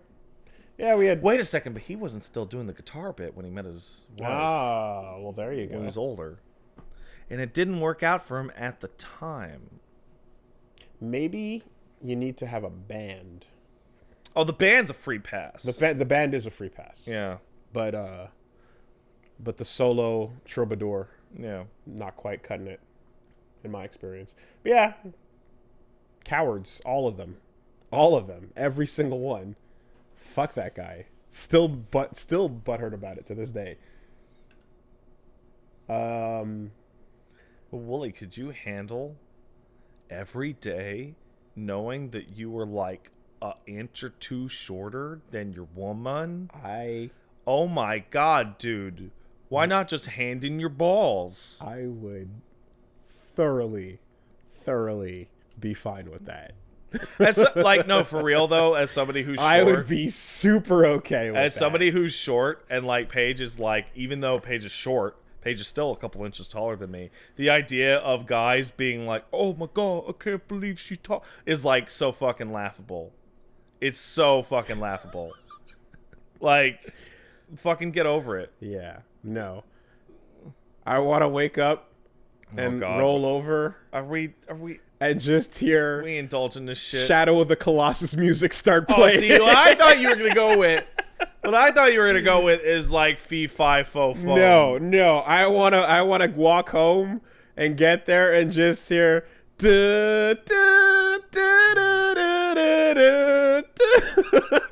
I want to climb and find that fucking weak spot. All right, everybody. There it is. I found it. We've established that Wooly has a fucking super intense giantess fetish.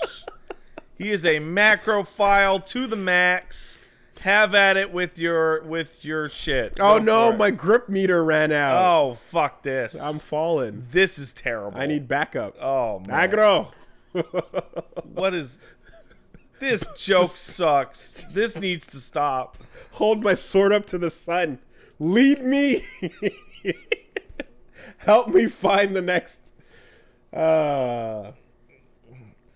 This bit is terrible. Lighten up that cigarette like... Dum, dum, ooh, ooh. Cowards! All of them. All cowards.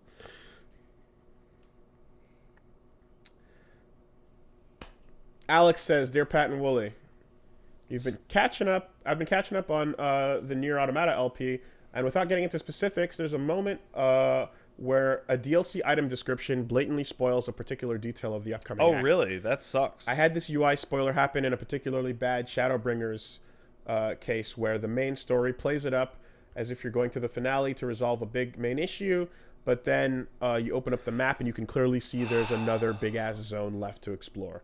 Have you ever been shafted with UI spoilers before?" The Shadowbringers one is really, really, really, really bad. Hey. If the Shadowbringers final zone is split into two areas, and the one looks very different than the other, and if you log out and log back in, the loading screen is of the big spoiler area. What are you losing it at? Stop it.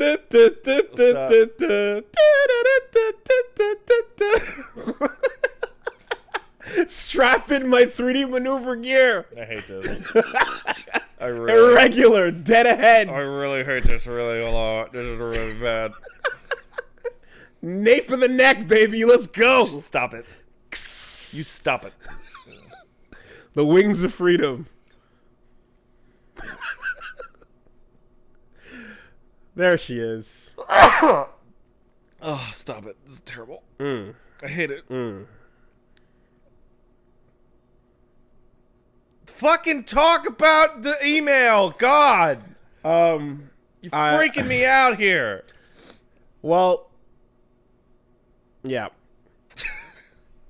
Whenever you do the thing on the map where the map gives away that there's more to explore, Like way more. That's stupid because we solved that problem back on Battle Clash on Metal Combat 2 on the Super Nintendo, where when you clear out the map, then it scrolls up off of planet Earth and goes to space. Yeah. And all you have to do is make the map scroll a little bit over.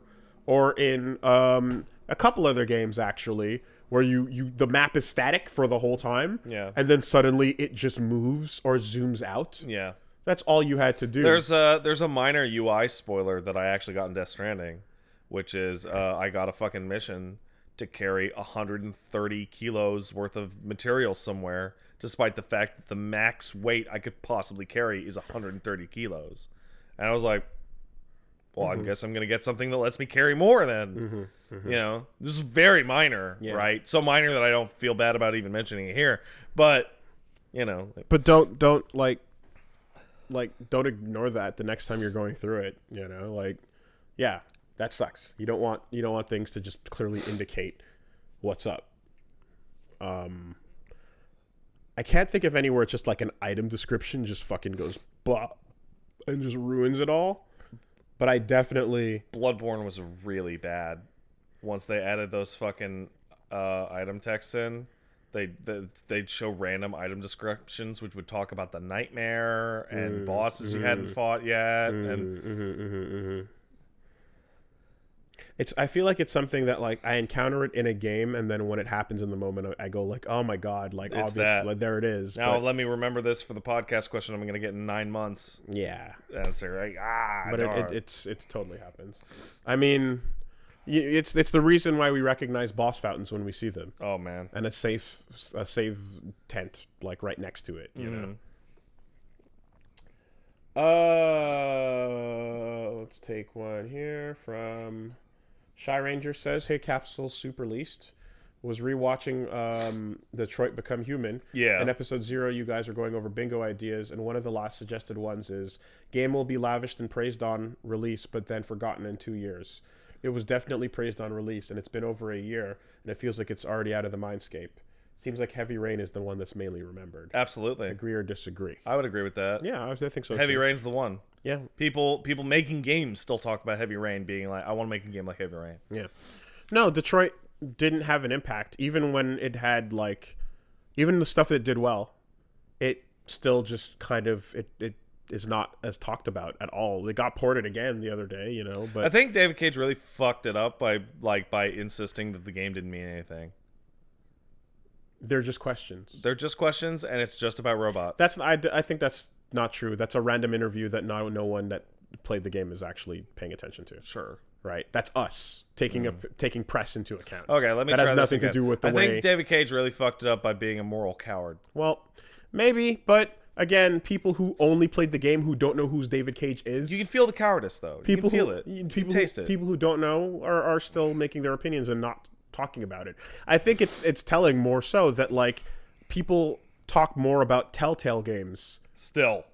than they do about this big crazy Android project. And the good Telltale games are ages old now. Yeah, like those are still the defining story games that we go to, even though things have come before and after, and there's been other games like that you know, but like those take a certain place in like our landscape for like narrative when we discuss like story heavy games. And yeah, Detroit, it didn't even take 2 years to get to that point. I still think the thumbnail Jeff used for his video on Detroit summed up the whole fucking thing so well. You remember what it was? No. It was press X to emancipate. Oh. It's good. Last one coming in from Codmits. Dear Limit Breakers. What's up, man? Have you seen... How do you feel about joke characters getting buffed? And I don't mean like... I don't mean like Raiden from MGS2 to Revengeance. I mean like if Dan were to be introduced in 5 and It's like a real character. and is suddenly on par with Ryu or Ken, should they stay joke characters? Is it funnier that they're stronger now? Or is there any characters you'd like to see buffed? I think joke characters being put on the roster only makes sense when the roster's gigantic, because otherwise you're like, why the fuck did you put this loser in? I disagree. I think joke characters are fine to exist in the roster no matter what the size, as long as they have a path. If there's a clear path to win with the joke character, Yeah. then it becomes real. But if they're just trash. Then it's pointless. Yeah. So Dan is like, you can win with Dan, though you got to do some fucking work. Yeah. But it's viable. Some people actually were Dan mains, right, Yeah. in Street Fighter 4. But I think that when you give them a path to win, where there's a thing they can do to make it like, oh, it's not a joke anymore, well, then you get Phoenix Wright. Yeah. And Phoenix Wright is one of the best characters ever put into a fighting game. You're right. It's perfect. He's a shit garbage joke character that becomes super real when you follow his path. Becomes the realist. That's what I want. Yeah. Make Dan have a path to victory, and then you make him really fun to play. You know? That's the way to handle it. Keep the joke in place. I always wish that Dan would get a version in somewhere where the super taunt was actually the shit. Or is actually really good. Yeah. Oh, but in this, what I would do if I were to design Dan is I would make his taunts installs. The more you do the taunt, you get a real move. You do the taunt, you get a real move or a buff on something. Yeah, that'd be good. Yeah. Right? And you're incentivized to keep taunting to keep your character good. You know, Sin has to keep eating to keep his food. The idea of a future Street Fighter in which Dan is like slowly crawling his way out of the trash can is really appealing to me. Very much so. You know, I want him to be kind of fat. Get Steven Stegald.